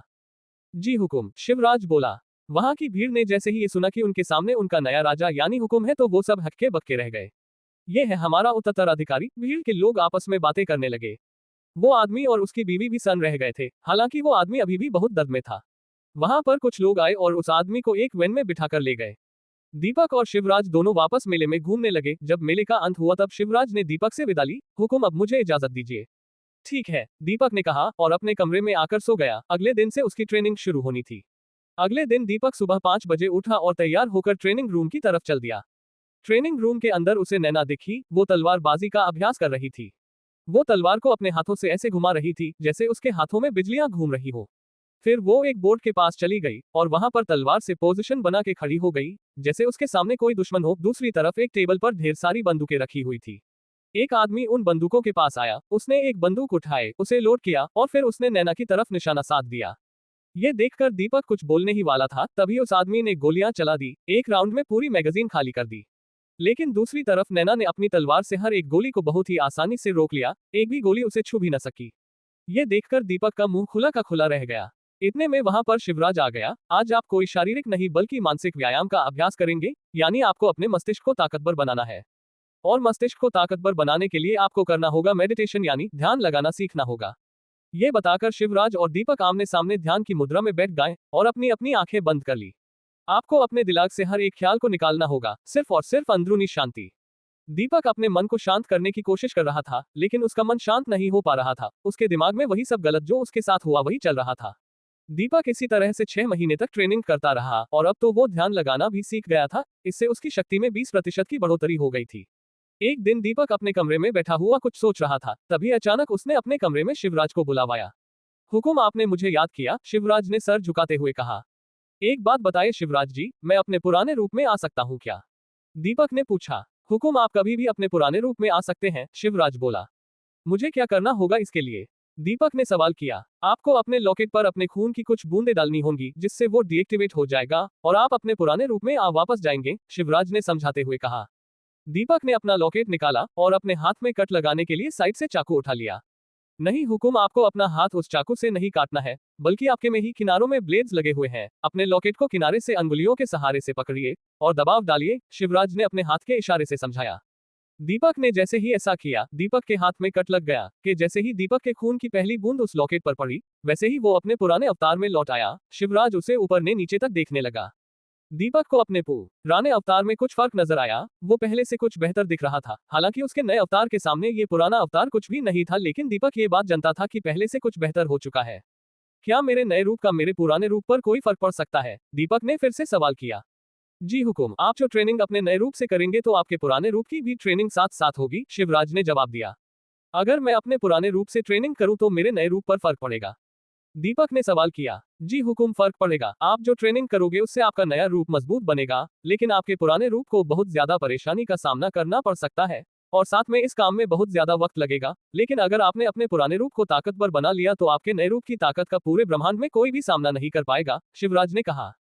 यह सुनकर दीपक के चेहरे पर एक मुस्कान आ गई। तो फिर ठीक है, कल से मैं अपने पुराने रूप से ही ट्रेनिंग करूंगा, दीपक बोला। लेकिन हुकुम, आपको चोट लग सकती है, कर इस काम में बहुत वक्त लगेगा। क्या होगा अगले दिन ट्रेनिंग के दौरान? क्या दीपक कर पाएगा अपने पुराने रूप के साथ ट्रेनिंग? इन सारे सवालों के जवाब जानने के लिए पढ़िए इस कहानी का अगला भाग सिर्फ और सिर्फ पॉकेट एफएम पर। CH7 कड़ा अभ्यास। दीपक ने यह सोच लिया था कि वो कुछ भी करके अपने पुराने रूप को मजबूत बनाकर रहेगा, लेकिन समस्या सिर्फ एक थी और वो थी कि नया रूप ताकतवर होने के बावजूद भी ट्रेनिंग करते करते थक जाता है तो पुराना रूप जो हमेशा से कमजोर है, उसका क्या हाल होगा? अगले दिन सुबह 5 बजे ट्रेनिंग रूम में दीपक अपने पुराने अवतार में आया। उसे देखकर सब लोग हैरान हो गए कि ये नया बंदा कौन है। दीपक के इस रूप को देखकर कुछ लोग तो आपस में तरह तरह की बातें करने लगे थे। हालांकि दीपक उनकी बातें सुन पा रहा था, लेकिन दीपक ने उनमें से किसी पर ध्यान नहीं दिया, बस वो अपने काम में लग गया। इतने में वहां पर शिवराज आ गया। सब लोग ध्यान से सुनिए, इनका नाम दीपक है और आज से ये हमारे साथ ट्रेनिंग करेंगे। सब लोगों ने दीपक को गुड लक कहा। नैना भी वहां मौजूद थी और दीपक को देखते ही उसने बुरा सा मुंह बना लिया। दीपक के इस पुराने रूप के बारे में केवल खुद दीपक और शिवराज ही जानता था, बाकी कोई नहीं जानता था और न ही नैना को मालूम था। हालांकि अगर उसे पता होता तो शायद नैना इस तरह की हरकत न करती। और यही बात दीपक नोटिस कर ली थी, जिस वजह से वो मायूस सा हो गया था। आज एक नई बात उसने सीखी, हर लड़की को खूबसूरत पर्सनैलिटी वाले लड़के ही पसंद आते हैं, जिस वजह से लड़कियां भद्दे दिखने वाले लड़कों को गलत जज करती हैं। खैर, दीपक वापस आने ख्यालों में आया और उसने अभ्यास शुरू कर दिया। दीपक ने वैसे ही शुरुआत की जैसे वो रोज करता है, लेकिन वो आज कुछ कर नहीं पा रहा था। उसका पुराना रूप बहुत ही ज्यादा कमजोर था। शिवराज ने दीपक को नए तरीके से ट्रेनिंग दी, जहां वो सबसे पहले दीपक के शरीर की ताकत को बढ़ाना शुरू कर दिया। इसे बाद दीपक को स्ट्रेंथ बढ़ानी थी, फिर स्पीड। ये 3 बेसिक चीजें थी जो दीपक के शरीर को मजबूत बनाने के लिए जरूरी थी। आज की ट्रेनिंग दीपक के लिए सबसे हार्ड थी, जिस वजह से दीपक बहुत ज्यादा थक गया था। हालांकि और दिनों के मुकाबले आज सिर्फ 20% ही ट्रेनिंग की थी। दीपक अपने कमरे में आकर लेट गया। अपने बिस्तर के सिरहाने उसे एक गिलास में जड़ी बूटियों का काढ़ा दिखा, जो शायद शिवराज ने उसके लिए रखा था। काढ़ा पीकर दीपक अपने बिस्तर में लेट गया। लेटे लेटे अचानक दीपक को नैना की वो हरकत याद आ गई, जिसे याद करके दीपक ने अपने आप से सवाल किया, क्या मैं अपने पुराने रूप को कभी बदल पाऊंगा? जवाब था, हाँ, मुझे बदलना होगा, अपने आप को बदलना होगा, क्योंकि मुझे अपने पुराने रूप के सहारे से ही मुझे अपने दुश्मन से बदला लेना है। दीपक ने ये ठान लिया था कि अब वो अपने पुराने रूप को ताकतवर बनाएगा। अगली सुबह से दीपक ने कड़ा अभ्यास करना शुरू कर दिया। अगले 1 साल तक दीपक ने वो कर दिखाया जो किसी भी तरह के एक मामूली से इंसान के लिए नामुमकिन सा हो। उसने पिछले 1 साल से अपने नए रूप को नहीं देखा था। उसने अपने लॉकेट को जेब से बाहर निकाला और जैसे ही उसने अपना रूप बदला, वैसे ही वो खुद को आईने में देखता ही रह गया। उसके शरीर का एक एक हिस्सा जैसे किसी बॉडी बिल्डर की तरह लग रहा था। क्या बात है, मेरा शरीर तो बिल्कुल किसी औलाद की तरह बन गया है, दीपक ने चौंकते हुए कहा। अब आगे की ट्रेनिंग उसे अपने नए रूप के सहारे से ही करनी है। अब उसे ट्रेनिंग रूम में नहीं बल्कि पहाड़ों और जंगलों में ट्रेनिंग करनी है। शिवराज दीपक को एक बहुत ही ऊंचे पहाड़ पर ले आया। वहां का तापमान भी बर्फ को जमाने वाला था। चारों तरफ सिर्फ बर्फ ही बर्फ दिखाई दे रही थी। दीपक एक बड़ी सी चट्टान के साथ साथ पंच और किक्स की ट्रेनिंग करने लगा। दीपक के अंदर इतनी ताकत आ गई थी कि उसने एक पंच में ही पूरी चट्टान को चकनाचूर कर दिया। पंच मारने के बाद दीपक काफी देर तक कुछ सोचता रहा। फिर उसने आगे की ट्रेनिंग शुरू की। दीपक इसी तरह से पत्थरों और चट्टानों को तोड़ता रहा। दीपक की आज की ट्रेनिंग पूरी हो चुकी थी। अगले दिन दीपक और शिवराज पहाड़ों पर पहुंचे। आज शिवराज अपने साथ लकड़ी का एक बॉक्स लेकर आया था। दीपक चट्टानों के सामने आकर खड़ा हो गया और वो अपनी ट्रेनिंग की शुरुआत करने ही वाला था, तभी शिवराज ने उसे रोक दिया। आज आपकी ट्रेनिंग इन चट्टानों के साथ नहीं है, शिवराज ने कहा। दीपक हैरानी से उसकी तरफ देखने लगा। शिवराज ने उस लकड़ी के बॉक्स को खोला। उसमें किसी पक्षी के छोटे छोटे पर थे। शिवराज ने एक पर उठाया, उस पर को हवा में उड़ा दिया और फिर अपनी पोजीशन ली और जैसे ही वो पर ऊपर से नीचे शिवराज की सीध में आया, शिवराज ने बिजली की तेजी से अपने पंच से उस पर के टुकड़े टुकड़े कर दिए। शिवराज का पंच इतना तेज था कि कब उस पंच ने पर के टुकड़े कर दिए दीपक को बिल्कुल भी दिखाई नहीं दिया। अब दीपक भी उसी तरह से ट्रेनिंग करने लगा, लेकिन वो पर के टुकड़े करना तो दूर उस पर को छू भी नहीं पा रहा था। दीपक जैसे ही उस पर को पंच मारता, वैसे ही उसके पंच से निकली हुई हवा से पर उसके पंच से दूर हो जाता। ये अभ्यास दिन ब दिन कड़ा होता जा रहा था और आज का उसका अभ्यास भी और दिनों के मुकाबले ज्यादा ही कठिन था। दीपक कई दिनों तक अपने पंच से पर को हिट करने की कोशिश कर रहा था, लेकिन वो अपनी मंजिल तक पहुंच नहीं पा रहा था। सैकड़ों पंचेस, हजारों कोशिशें, लेकिन सब नाकाम। दीपक दिन ब दिन मायूस होता जा रहा था और इन्हीं कोशिशों में उसे एक महीना बीत गया। एक रात वो अपने बिस्तर पर लेटा हुआ था और अपने अतीत की यादों में खोने लगा। क्या दीपक कामयाब हो पाएगा अपने कड़े अभ्यास में? क्या उसे अपनी मंजिल मिलेगी? और क्या वो उन लोगों से बदला ले पाएगा जिन्होंने मिलकर उसकी जिंदगी को नर्क बनाया? इन तमाम सवालों के जवाब जानने के लिए पढ़िए इस कहानी का अगला भाग, सिर्फ और सिर्फ पॉकेट एफएम पर। CH8 अभ्यास पूरा हुआ। दीपक अपने बिस्तर पर लेटकर अपने अतीत की यादों में खो गया। फ्लैशबैक। पापा, मैं नहीं कर पाऊंगा, 10 साल के दीपक ने अपने पापा से कहा। बेटा, तुम अपनी जिंदगी में बड़े से बड़ा काम कर सकते हो, बस 2 बातें याद रखना। एक, तुम कभी भी अपने लक्ष्य से नहीं हटोगे और दूसरी, खुद पर भरोसा रखना, दीपक के पिता ने उसे मोटिवेट करते हुए कहा। दरअसल दीपक के पिता उसे पेड़ पर चढ़ना सिखा रहे थे। दीपक को ऊंचाई से डर लगता था और वो कभी भी पेड़ पर चढ़ नहीं पाता था। क्योंकि उसे ऊंचाई से डर लगता था, इसलिए एक दिन उसके पापा ने उसके दिल से डर निकालने की ठानी, और क्योंकि उनका मानना यह था कि अपने लक्ष्य से न हटो और खुद पर भरोसा रखो, इसी गुरु मंत्र के माध्यम से दीपक के पिता ने उसके दिल से ऊंचाई का डर बिल्कुल खत्म कर दिया। फ्लैशबैक समाप्त। दीपक सुबह 5 बजे से पहले ही उठकर पर को टुकड़े करने की ट्रेनिंग शुरू करने लगा। उसके पंचेस पहले से ज्यादा तेज हो गए थे। अचानक उसके अंदर से एक हल्की सी बिजली उसके मुंह में समाई और एक ही पंच उस पर की धज्जियां उड़ गईं। ऐसा करने के बाद दीपक को अपने शरीर की नसों में बिजलियों का संचार होता हुआ महसूस हुआ। इसी तरह से दीपक ने कठिन से कठिन अभ्यास किया। दीपक को ये सब करते हुए 2 साल और गुजर चुके थे। आज आपका अभ्यास पूरा हुआ। अब आप पूरी तरह से जुंगा कबीले के सरदार बन चुके हैं। एक सैनिक भागता हुआ आया। हुकुम, हमारे कबीले के सीमावर्ती इलाके पर डायसन कबीले के सैनिकों ने हमला कर दिया है। अब वक्त आ चुका है आपको अपनी काबिलियत साबित करने का, शिवराज ने दीपक की तरफ देखते हुए कहा। जुंगा कबीला और डायसन कबीला अब से 50 साल पहले साथ में व्यापार करते थे। दोनों कबीले जादुई प्राचीन चीजों को खोजकर निकालते और उन्हें इंटरनेशनल मार्केट्स में बेचा करते थे। एक दिन डायसन कबीले का सरदार अजगर सिंह ने जुंगा कबीले के सरदार के सामने एक प्रस्ताव रखा। उसमें उसने सरदार से इक्के की मांग की। सरदार, अगर आप चाहे तो मुझसे मेरे कबीले का सबसे बेशकीमती रत्न ले सकते हैं, लेकिन उसके बदले आपको मुझे ये इक्का देना होगा, अजगर सिंह ने कहा। जुंगा कबीले के सरदार, जिनका नाम महेंद्र प्रताप सिंह था, उन्होंने अजगर को इस सौदे के लिए साफ इनकार कर दिया। वो किसी भी कीमत पर आने कबीले का सबसे ताकतवर हथियार नहीं देना चाहते थे। किसी और को इक्का देना मतलब अपनी गद्दी को दूसरे के हवाले करना, और ये बात अजगर सिंह बखूबी जानता था, और उसका इरादा जुंगा कबीले पर कब्जा करना था। 50 साल पहले जुंगा कबीले के सरदार महेंद्र प्रताप सिंह अचानक से कहीं गायब हो गए, और उनके साथ इक्का भी गायब हो गया था। अब जब इक्का मिल चुका है और जुंगा कबीले को उनका नया सरदार भी मिल चुका है, इसलिए अजगर सिंह किसी भी तरह से इक्के को हथियाने की कोशिश करेगा। अगर एक बार ये इक्का उसके हाथ लग गया तो यह कबीला ही नहीं बल्कि सारी दुनिया खतरे में आ जाएगी। अजगर सिंह का इरादा पूरी दुनिया को अपना गुलाम बनाने का है। हुकुम, अजगर सिंह बहुत ही खतरनाक है। उसका शरीर फौलाद का बना हुआ है, रफ्तार बंदूक की गोली से भी तेज है, और सबसे ताकतवर है उसके हाथ, जो किसी पत्थर की चट्टान को चंद लम्हों में पाउडर की तरह पीस सकते हैं, शिवराज ने कहा। दीपक और शिवराज मिलकर वहां पहुंच जाते हैं जहां अजगर की सेना मौजूद थी। दोनों ने मिलकर अजगर के 500 से ज्यादा लोगों को धूल चटा दी। अजगर की योजना थी कि जुंगा कबीले के कुछ लोगों को बंदी बनाकर उनके बदले इक्के की मांग की जाए, ताकि अपने लोगों को बचाने के लिए शिवराज इक्का अजगर के नाम कर दे। लेकिन दीपक और शिवराज ने मिलकर अजगर की योजना पर पानी फेर दिया था और सारे लोगों की अजगर की सेना से बचा लिया। दीपक बहुत हैरान था कि उसके अंदर इतनी ताकत आ गई है, और उसके मूव्स और रिफ्लेक्सेस भी पहले से बहुत बेहतर हो गए हैं, और किस तरह से वो अजगर के आदमियों से लड़ रहा था।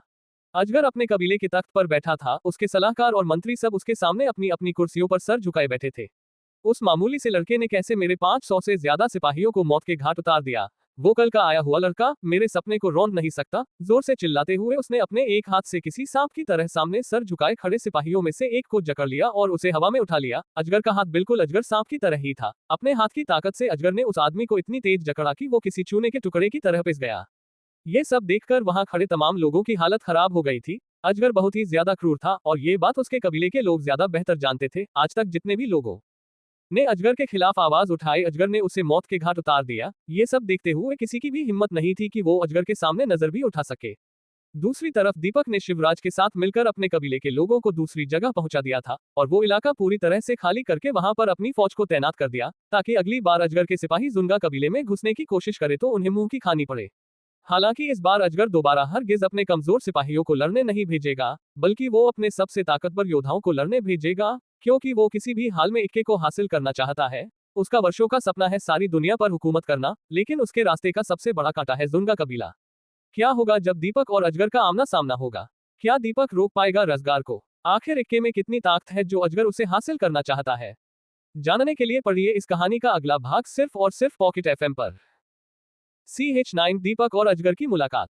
अजगर को जब ये पता चला कि उसके सिपाहियों को जुनगा कबीले के नए उत्तराधिकारी ने धूल चटा दी है और साथ में अपने लोगों को भी बचा लिया है तो उसके गुस्से का ठिकाना न रहा। मुझे वो इक्का चाहिए, किसी भी कीमत पर चाहिए, ये कहते हुए अजगर जोर से चिल्लाया। उसकी चिल्लाहट इतनी ज्यादा थी कि वहां पर मौजूद सारे लोगों ने अपने कान बंद कर लिए और उसके महल के सारे शीशे टूट गए। ये सब देखकर पता लगता है कि अजगर कितना ताकतवर दुश्मन है, यानी दीपक का सामना किसी ऐसे वैसे दुश्मन से नहीं बल्कि अजगर से होने वाला है। दूसरी तरफ दीपक और शिवराज आपस में किसी मसले पर बात कर रहे थे, तभी अचानक दीपक ने शिवराज से कुछ पूछा। ये अजगर कौन है और वो ये सब क्यों कर रहा है? दीपक ने शिवराज से पूछा। हुकुम, आपसे पहले जो हमारे हुकुम महेंद्र प्रताप सिंह थे, उनके गायब होने का कारण यही अजगर सिंह था, शिवराज ने कहा। गायब होने का कारण? वो गायब कैसे हुए? दीपक ने सवालिया अंदाज में पूछा। 50 साल पहले अजगर सिंह और हुकुम महेंद्र प्रताप सिंह के बीच इक्के को लेकर काफी भयानक युद्ध हुआ था, जिसमें अजगर सिंह बुरी तरह से हार गया, लेकिन उससे ये हार बर्दाश्त न हुई और उसने हमारे कबीले के कुछ लोगों को बंदी बना लिया, जिन्हें छोड़ने के बदले अजगर सिंह ने हुकुम महेंद्र प्रताप सिंह से इक्के को छोड़ने की बात कही, वरना ये सारे लोग मारे जाएंगे। हुकुम ने अपने लोगों को बचाने के लिए अजगर को वो इक्का दे दिया, लेकिन इक्का कोई हासिल नहीं कर सकता बल्कि इक्का अपने पहनने वाले की अच्छाइयों के मुताबिक खुद चुनता है। अजगर सिंह ने इक्के को अपने हाथ में लिया, लेकिन उसके मन में हमारे कबीले के लोगों को छोड़ने का कोई इरादा नहीं था और उसने हमारे हुकुम के साथ और हमारे लोगों के साथ धोखा किया और सबसे पहले उसने हमारे हुकुम को और एक एक करके उसने हर एक इंसान को खाई से नीचे फेंक दिया। इक्के में से अचानक एक शक्ति निकली और उसने अजगर सिंह के सीने पर एक जोरदार हमला किया, जिससे वो बेहोश हो गया और वो इक्का भी उड़कर खाई से नीचे चला गया। तब से इक्का और हमारे हुकुम का कोई पता नहीं था। पूरे 50 सालों तक हम अपने हुकुम को ढूंढते रहे। हमें पूरा भरोसा था कि हुकुम अभी भी जिंदा है, क्योंकि ये इक्का अपने चुनने वाले की हर तरह तरह से हिफाजत करता है और ये बात अजगर भी जानता था। हुकुम महेंद्र प्रताप सिंह हमारी दुनिया से आपकी दुनिया में पहुंच गए होंगे और हो ना हो अजगर ने वहां पर भी अपने आदमी बिछा रखे होंगे। और एक बात और है, अजगर सिंह का पूरा शरीर ताकतवर है, बस उसके सीने का वो हिस्सा कमजोर है जहां पर इक्के ने हमला किया था। वो अपने सीने पर एक धातु का कवच पहनता है ताकि वो अपने उस हिस्से की हिफाजत कर सके। किसी तरह से अगर आप अजगर सिंह के सीने के उस हिस्से पर हमला करें तो वो जरूर मरेगा और हमारी सारी दुनिया तबाह बर्बाद होने से बच जाएगी, शिवराज ने पूरी बात बताते हुए कहा। दीपक ने शिवराज से कहा, हमें इंतजार नहीं करना चाहिए, जल्द से जल्द हमें अजगर सिंह को उसके अंजाम तक पहुंचाना होगा और उसके लिए हमें जल्द से जल्द उससे मुलाकात करनी होगी। एक काम कीजिए, आप अजगर को संदेशा भिजवाइए कि कल मैं उससे मुलाकात करूंगा, दीपक ने शिवराज से कहा। जी हुकुम, शिवराज ने जवाब दिया। शिवराज ने रज़गार सिंह को संदेशा भिजवा दिया। अजगर सिंह अपनी राजगद्दी पर विराजमान था। एक सैनिक अंदर आया। महाराज, पड़ोस के जुनगा कबीले का राजदूत वहां के महाराज का संदेशा लाया है और अंदर आने की इजाजत मांग रहा है। इजाजत है, अजगर ने कहा। जुनगा कबीले का राजदूत अंदर आया, उसके हाथ में एक सुनहरा बक्सा था। महाराज, संदेश को खोलने की इजाजत चाहता हूँ, राजदूत ने कहा।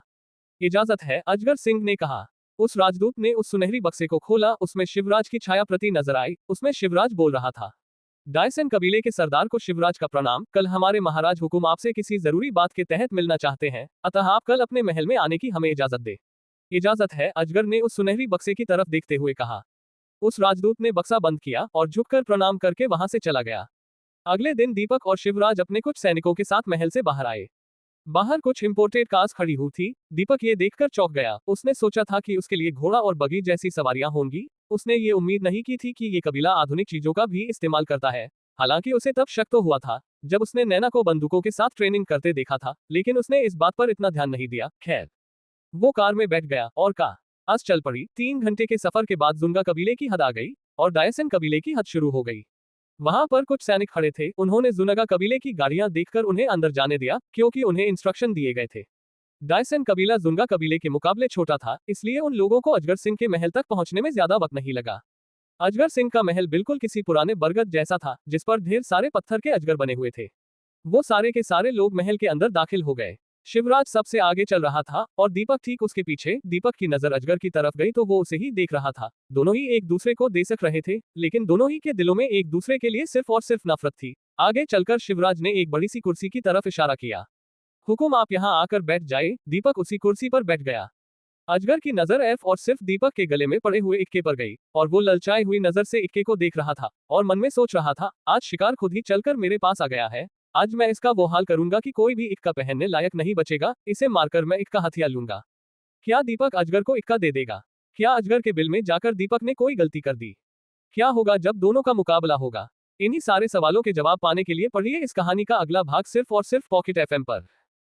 CH10 सौदेबाजी। अजगर सिंह दीपक से उसका इक्का छीनने के बारे में सोच रहा था और मन ही मन मंसूबे बना रहा था कि किस तरह से वो दीपक को अपने जाल में फंसाकर उसे मौत के घाट उतार देगा और उससे इक्का हथिया लेगा। लेकिन उसके लिए अजगर सिंह को दीपक को बातों में फंसाना होगा, क्योंकि पिछली बार जब अजगर सिंह ने इक्का हथियाने की कोशिश की थी तब इक्के के द्वारा ही अजगर सिंह को एक ऐसा घाव मिला जिसका आज तक इलाज न हो पाया।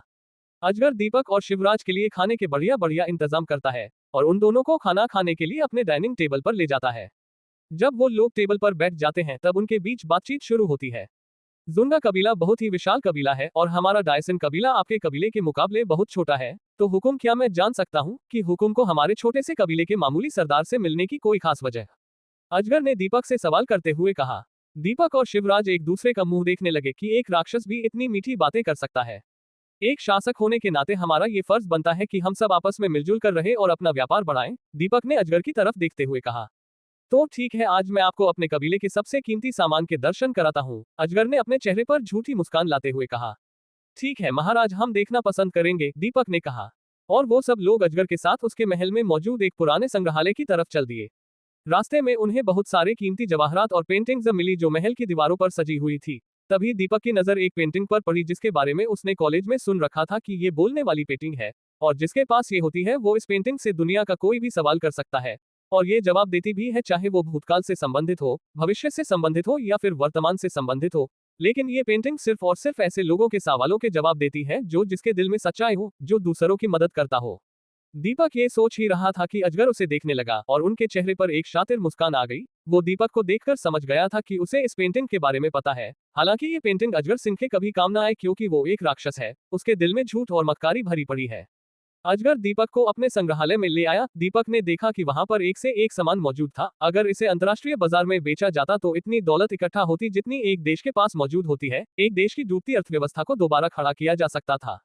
हुकुम, ये सारी दौलत आपकी हो सकती है। इंटरनेशनल मार्केट में इसकी इस हर एक धरोहर की कीमत अरबों रुपए में है, अजगर ने कहा। ये सब आप मुझे क्यों दे रहे हैं? दीपक ने सवाल करते हुए कहा। बदले में मुझे आपसे एक मामूली सी चीज चाहिए जो इस वक्त आपके पास मौजूद है, अजगर ने लालच से दीपक के इक्के की तरफ नजर डालते हुए कहा। दीपक समझ गया था कि अजगर सिंह क्या चाहता है, लेकिन वो जानबूझकर नासमझ बन रहा था। मैं कुछ समझा नहीं, दीपक ने अजगर सिंह की तरफ सवालिया निगाहों से देखते हुए कहा। हुकुम, मुझे आपका इक्का चाहिए और बदले में आप मेरी ये सारी प्राचीन चीजें ले सकते हैं। आप वो पेंटिंग भी ले सकते हैं जो आपने बाहर देखी थी। आपको पता है वो पेंटिंग ब्रह्मांड के सारे राज जानती है और वो आपके बहुत काम आने वाली है। दीपक ने अजगर की तरफ देखा और अचानक वो जोर जोर से हंसने लगा। अजगर ने दीपक से थोड़ा सख्त लहजे में कहा, मैंने कोई मजाक किया है आपसे जो आप इस कदर हंस रहे हैं? जो आप मुझसे कह रहे हैं वो किसी मजाक से कम है, दीपक ने हंसते हुए कहा। मतलब मैं आपको अपनी सारी प्राचीन विभूतियां देने को तैयार हूँ, वो मजाक है, अजगर ने अपनी नजर पैनी करते हुए कहा।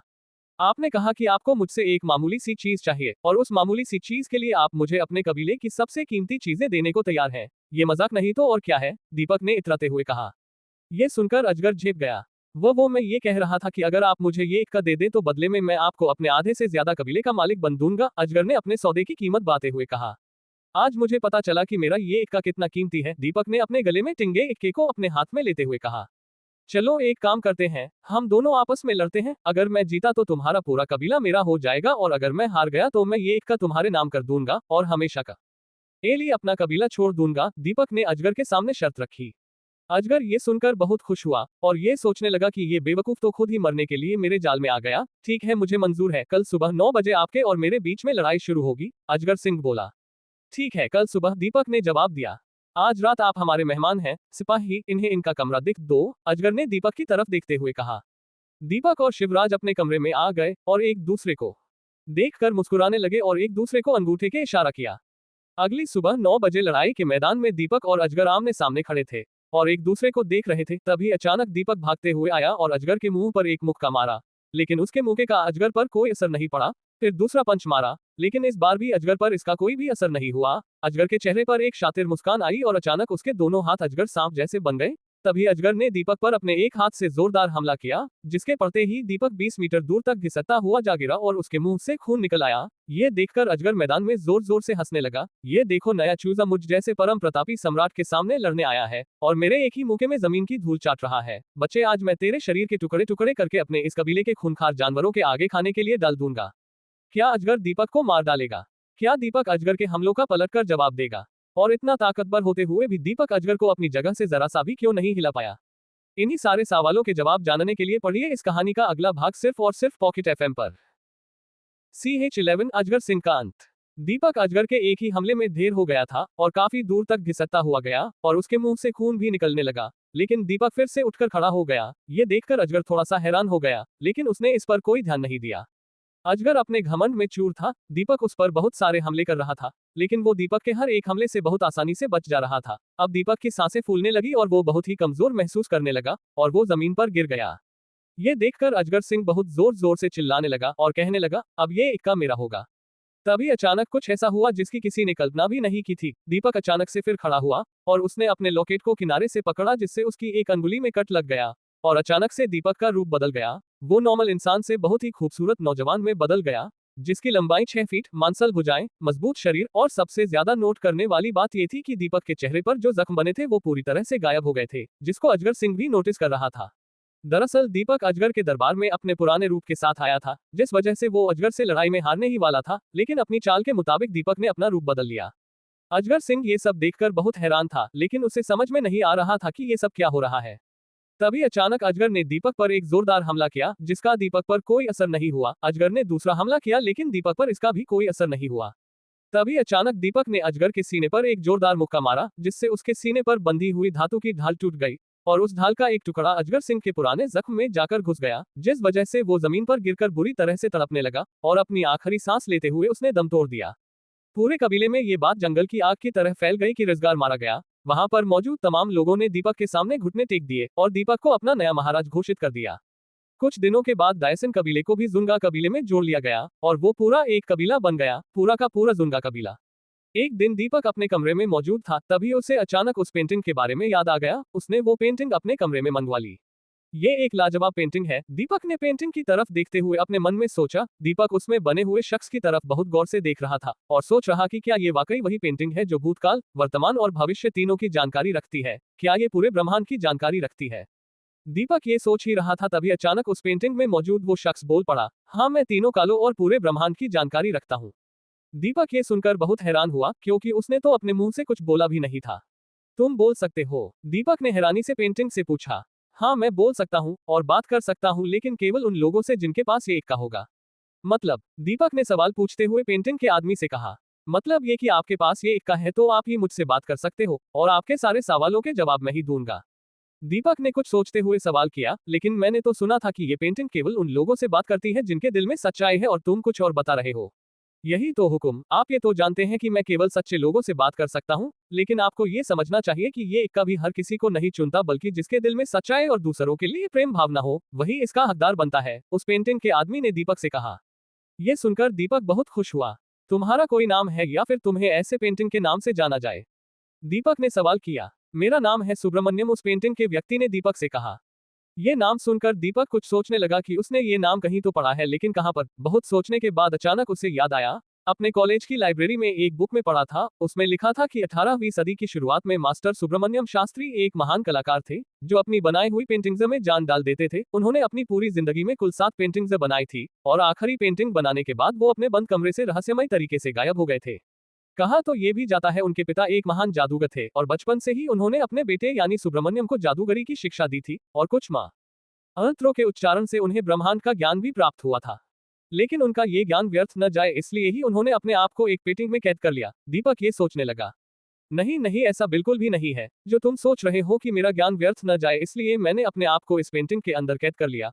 बल्कि सच ये है कि मुझे अपने ज्ञान पर बहुत ज्यादा घमंड था, जिस वजह से मैंने एक महान ऋषि का अपमान कर दिया था। जिस वजह से उन्होंने मुझे एक भयानक श्राप दिया कि जिस ज्ञान का तुझे घमंड है वही ज्ञान तेरा श्राप बन जाएगा और तू अपनी ही बनाई हुई कलाकृति में कैद हो जाएगा। उनके ऐसा कहते ही मेरा शरीर धुएं में बदल गया और मैं इस पेंटिंग में कैद हो गया। जब मैंने रो रोकर उन महर्षि से अपनी गलती की माफी मांगी तो उन्होंने मुझे माफ कर दिया और उन्होंने मुझे बताया कि 21वीं सदी में एक शख्स पैदा होगा जिसका खून मुझे इस पेंटिंग से आजाद कराएगा। सुब्रमण्यम ने कहा।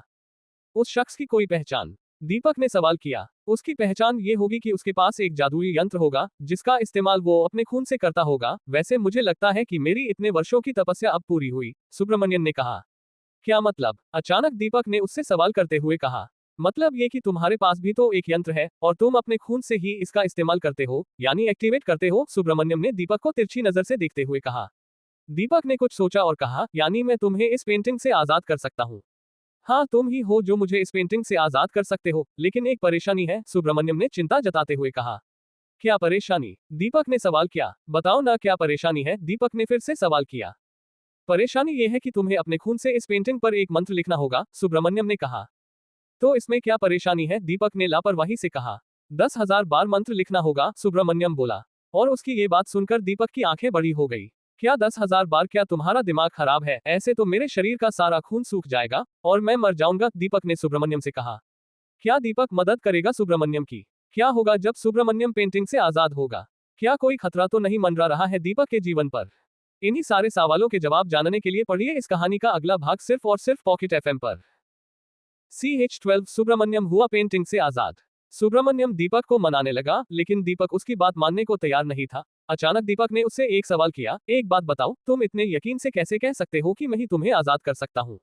दरअसल मुझे भी नहीं पता कि शायद तुम ही हो जो मुझे आजाद कर सकता है, सुब्रमण्यम ने कहा। यह सुनकर दीपक गुस्से से उस पेंटिंग में मौजूद सुब्रमण्यम को देखने लगा। मतलब यह है कि मैं 10,000 बार इस पेंटिंग पर मंत्र लिखूंगा और अगर मैं वो नहीं हुआ जो तुम्हें आजाद कर सकता है, तो मेरा खून तो जाया चला जाएगा और मेरी जान भी खतरे में आ जाएगी। नहीं भाई, मैं तुम्हें आजाद नहीं कर सकता, दीपक ने नामे सर हिलाते हुए कहा। लेकिन अगर तुम ही वो मसीहा हो जो मुझे आजाद कर सकता है, तो मेरे आजाद होने के बाद तुम्हारी शक्तियां 10,000 गुना बढ़ जाएगी और तुम्हारे जैसा बलशाली पूरे ब्रह्मांड में कोई ना होगा, सुब्रमण्यम ने कहा। यह सुनकर दीपक पेंटिंग की तरफ हैरानी से देखने लगा। मतलब पूरी बात समझाओ, दीपक ने पेंटिंग की तरफ देखते हुए कहा। तुम अपने खून से वो मंत्र 10,000 बार लिखोगे तो हर एक बार में तुम्हारी शक्ति बढ़ेगी, लेकिन तुम्हें बिल्कुल भी महसूस नहीं होगा कि तुम्हारी शक्तियां बढ़ रही हैं। और जैसे ही तुम 10,000 मंत्र पूरे करोगे तुम्हें महसूस होगा कि तुम बलशाली बन चुके हो, लेकिन तुम्हें यह काम अपने पुराने रूप में आकर करना होगा, सुब्रमण्यम ने कहा। दीपक ये सुनकर सोच में पड़ गया। हालांकि ताकत हासिल करना सबका जुनून होता है, लेकिन इस काम में जान का खतरा भी है। लेकिन अगर मैं कामयाब रहा तो मैं ताकतवर बन जाऊंगा, दीपक ने अपने मन में सोचा। ठीक है, मुझे मंजूर है, दीपक ने जवाब दिया। मुझे क्या क्या करना होगा? दीपक ने सवाल किया। तुम्हें डायसन कबीले से जो प्राचीन वस्तुएं हासिल हुई हैं उनमें से एक सोने का दिव्य कटोरा है और एक जादुई कलम है। उन दोनों चीजों सबसे पहले उसे यहाँ मंगवाओ, सुब्रमण्यन ने कहा। सुब्रमण्यन ने उस कटोरे और कलम की पहचान बताई और दोनों ही चीजें दीपक ने मंगवा ली। अब क्या करना है? दीपक ने सवाल किया। सबसे पहले तुम अपने पुराने रूप में आओ, सुब्रमण्यम ने कहा। दीपक ने वैसा ही किया, वो अपने पुराने रूप में आ गया। अब क्या करूं? दीपक ने सवाल किया। अब अपने बाएं हाथ की बीच की उंगली में कट लगाओ और दाहिने हाथ से मंत्र लिखना शुरू करो। ध्यान रहे उंगली कटोरे में हटनी नाहक चाहिए और न ही कलम की स्पीड रुकना चाहिए, सुब्रमण्यम ने कहा। सुब्रमण्यम ने दीपक को मंत्र के बारे में बताया।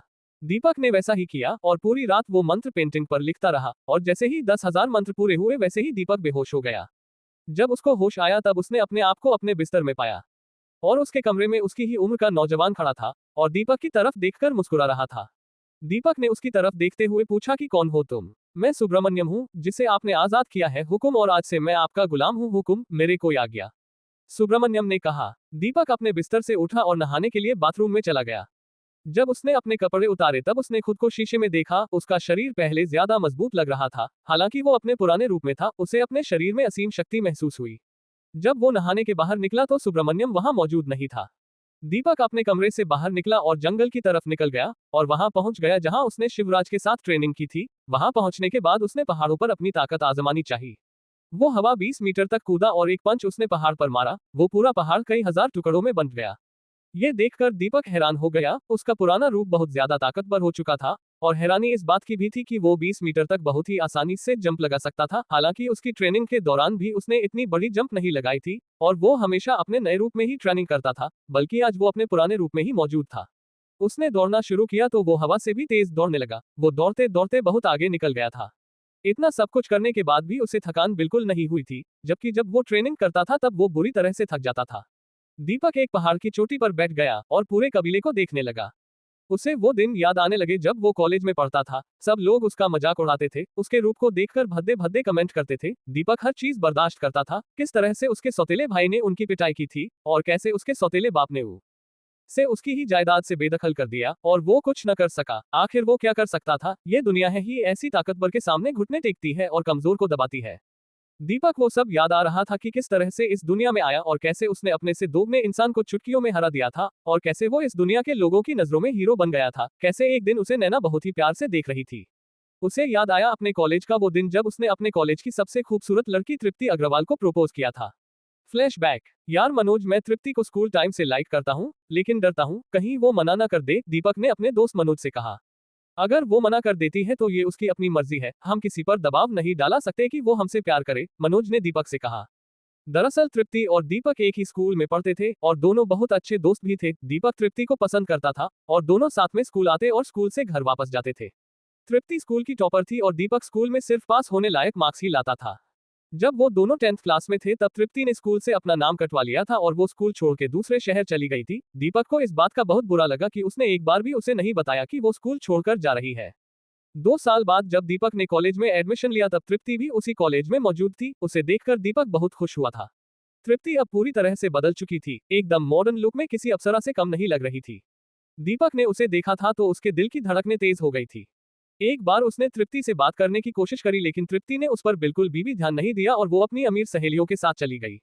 एक काम कर, अगले हफ्ते वैलेंटाइंस वीक है, तू उससे प्रपोज कर, अगर वो मान जाती है तो अच्छी बात है, और वैसे भी वो तेरी स्कूल फ्रेंड है, मुझे यकीन है कि वो मान जाएगी। दीपक ने वैसा ही किया। वो वैलेंटाइंस डे वाले दिन एक फूलों का बक्के खरीद कर ले गया और उसने तृप्ति को प्रपोज कर भी दिया। लेकिन क्या कबूल करेगी तृप्ति दीपक के प्यार को? क्या होगा अगर तृप्ति ने मना कर दिया? अब अपनी नई शक्तियों का किस तरह से इस्तेमाल करेगा दीपक? इन्हीं सारे सवालों के जवाब जानने के लिए पढ़िए इस कहानी का अगला भाग सिर्फ और सिर्फ पॉकेट एफएम पर। CH13 दीपक आया अपनी दुनिया में वापस। दीपक ने तृप्ति को प्रपोज कर दिया, लेकिन तृप्ति ने इसका कोई जवाब नहीं दिया और दीपक के हाथ से बुक्के ले लिया। पहले उसने बुक्के को देखा और फिर उसके बाद उसने ऊपर से नीचे तक दीपक को देखा और फिर अपनी सहेलियों की तरफ देखा। अचानक वो सब एकदम हंस पड़ी और तृप्ति ने वो बुक्के दीपक के मुंह पर मार दिया। तेरी हिम्मत कैसे हुई मुझे प्रपोज करने की? अपनी औकात देखी है तूने? कहाँ तू और कहाँ मैं? मोटा पेट, भद्दी शक्ल, काला रंग, ऐसा लगता है तू इंसान नहीं बल्कि कोई दरिंदा है। तृप्ति की ये बातें सुनकर दीपक के आंसू निकल आए। उसने कभी सपने में भी नहीं सोचा था कि उसके साथ स्कूल में पढ़ने वाली लड़की, जो हमेशा उसके साथ रहती थी, उसके साथ एक ही टिफिन में खाना खाती थी, उसके साथ स्कूल जाती और घर वापस आती थी, उसके साथ ऐसा व्यवहार करेगी। इतने में वहां पर कॉलेज का बॉक्सिंग चैंपियन शरद आ गया। तृप्ति उसे वहां देखकर बहुत खुश हुई। दीपक ने तृप्ति को शरद को देखते हुए देख लिया और तृप्ति की नजर में दीपक को शरद के लिए प्यार नजर आने लगा। आखिर वो शरद सिंघानिया जो था, उषा सिंघानिया का भाई और देवदत्त सिंघानिया का बेटा, और इस पूरे कॉलेज का मालिक। शरद पूरे कॉलेज में बहुत ही पॉपुलर था। उसकी बॉडी बिल्कुल ऋतिक रोशन जैसी मस्क्यूलर थी और बॉक्सिंग में उसे कोई भी हरा नहीं सकता था। शरद भी तृप्ति को पसंद करता था और ये देखकर वो तृप्ति के पास आया। क्या हुआ तृप्ति, तुम्हें ये जानवर परेशान तो नहीं कर रहा? शरद ने दीपक की तरफ इशारा करते हुए कहा। तृप्ति ने कहा, शरद ये मुझे प्रपोज कर रहा है और चाहता है कि मैं इसकी गर्लफ्रेंड बन जाऊं। ये सुनकर वहां मौजूद शरद के तमाम दोस्त और तृप्ति की सहेलियां जोर जोर से हंसने लगे। चल ठीक है, तू तृप्ति को पसंद करता है, मैं तुझे एक मौका दे सकता हूँ, शरद ने दीपक ने कहा। तू मेरे साथ में रिंग में एक फाइट लड़, तुझे बस ये करना है, तुझे मेरे चेहरे पर 10 पंच मारने हैं। शर्त यह है कि तेरे 10 में से एक भी पंच में अगर मैं नीचे गिर गया तो तू ये मैच जीत जाएगा, और मैं नहीं गिरा तो तू मेरे से पंच खाने के लिए तैयार रहना, और मैं तेरे सिर्फ एक ही पंच मारूंगा, और अगर तू मेरे पंच ने न गिरा तो भी तू जीत जाएगा और तृप्ति हमेशा के लिए तेरी हो जाएगी, और मैं तेरे सामने कभी भी नहीं आऊंगा। लेकिन अगर मेरे एक पंच में तू नीचे गिरा तो तू हार जाएगा और जिंदगी भर तू तृप्ति के सामने भी नहीं आएगा। बोल मंजूर है? ये कहकर वे दीपक के बोलने का इंतजार करने लगा। दीपक ने कुछ सोचते हुए जवाब दिया, ठीक है मुझे मंजूर है। दोनों रिंग के बीच में आ गए और पहला मौका दीपक का था। दीपक ने अपने हाथों में ग्लव्स पहने और तैयार हो गया शरद के चेहरे पर पंच करने के लिए। पहला पंच, दूसरा पंच, तीसरा, चौथा, ऐसा करते करते दीपक ने शरद के चेहरे पर 10 पंच मार दिए, लेकिन शरद अपनी जगह से हिला तक नहीं। दीपक ने तो ये सोचा था कि 10 पंच में से एक पंच तो शरद को ठीक से लगेगा और वो जीत जाएगा, फिर तृप्ति उसकी हो जाएगी, लेकिन ऐसा कुछ भी नहीं हुआ। अब बारी शरद की थी और जैसे ही शरद ने दीपक के चेहरे पर एक जोरदार पंच मारा और एक ही पंच में दीपक रिंग से बाहर आकर गिर गया। तृप्ति उसके सामने आए और नीचे झुककर उसने दीपक से कहा, अब आज के बाद अपनी ये मनहूस शक्ल मत दिखाना और दफा हो जाओ इस कॉलेज से। नहीं तृप्ति, हमें इसे इस कॉलेज से नहीं निकालना चाहिए, क्योंकि हमें भी तो एक जोकर चाहिए जिससे हम मजा लूट सके, शरद ने कहा। उसके बाद से ही दीपक की रैगिंग शुरू हो गई थी। कमजोर होते ही है ताकतवर के हाथों की कठपुतलियां बनने के लिए, जब तक मन करे उनसे खेलो और जब मन भर जाए तो उन्हें तोड़ दो, यही दुनिया का नियम है, शरद ने सबके सामने ये बात कही। फ्लैशबैक समाप्त। पहाड़ की चोटी पर खड़े होकर दीपक ने कहा, अब वक्त आ चुका है अपनी हर एक बेइज्जती का बदला लेने का। अब वक्त आ चुका है उन लोगों को सबक सिखाने का जिन्होंने मुझे मेरी ही नजरों में गिरा दिया। अब वक्त आ चुका है उन ताकतवर लोगों को उनकी औकात दिखाने का जो कमजोरों को कीड़ा मकोड़ा समझते हैं। ये कहते हुए दीपक जोर से चिल्लाया और पहाड़ पर से छलांग लगा दी। दीपक अपने कबीले के महल में वापस आया और उसने शिवराज से मुलाकात की। हुकुम, आपने मुझे याद किया, शिवराज ने दीपक के सामने अपनी नजरें झुकाते हुए कहा। मैं अपनी दुनिया में वापस जाना चाहता हूँ, बताइए मुझे क्या करना होगा, दीपक से शिवराज से सवाल किया। हुकुम, हमारे कबीले के छोर पे एक कुआं है जो दोनों दुनियाओं को आपस में जोड़ता है, आपको बस ये करना है कि आप उस कुएं में कूद जाइए, आप अपनी दुनिया में वापस पहुंच जाएंगे, शिवराज ने कहा। और अगर मुझे वापस यहाँ आना हो तो मैं कैसे वापस आऊंगा, दीपक ने सवाल किया। आप जिस रास्ते से वहां यानी अपनी दुनिया में पहुंचे हैं उसी रास्ते से वापस आ सकते हैं, शिवराज ने जवाब दिया। तो ठीक है, मुझे उस कुएं का रास्ता बताओ, मैं जल्द से जल्द अपनी दुनिया में वापस जाना चाहता हूँ, दीपक ने आज्ञा दी। जी हुकुम, शिवराज ने हल्का सा झुकते हुए कहा। दीपक अपने कमरे में आया, उसे अपने कमरे में सुब्रमण्यम दिखाई दिया। कहाँ थे तुम, कहाँ गायब हो गए थे, दीपक ने सुब्रमण्यम से सवाल करते हुए कहा। हुकुम, मैं तो यही था आपके कमरे में ही, बस आपको नजर नहीं आया, सुब्रमण्यम ने कहा।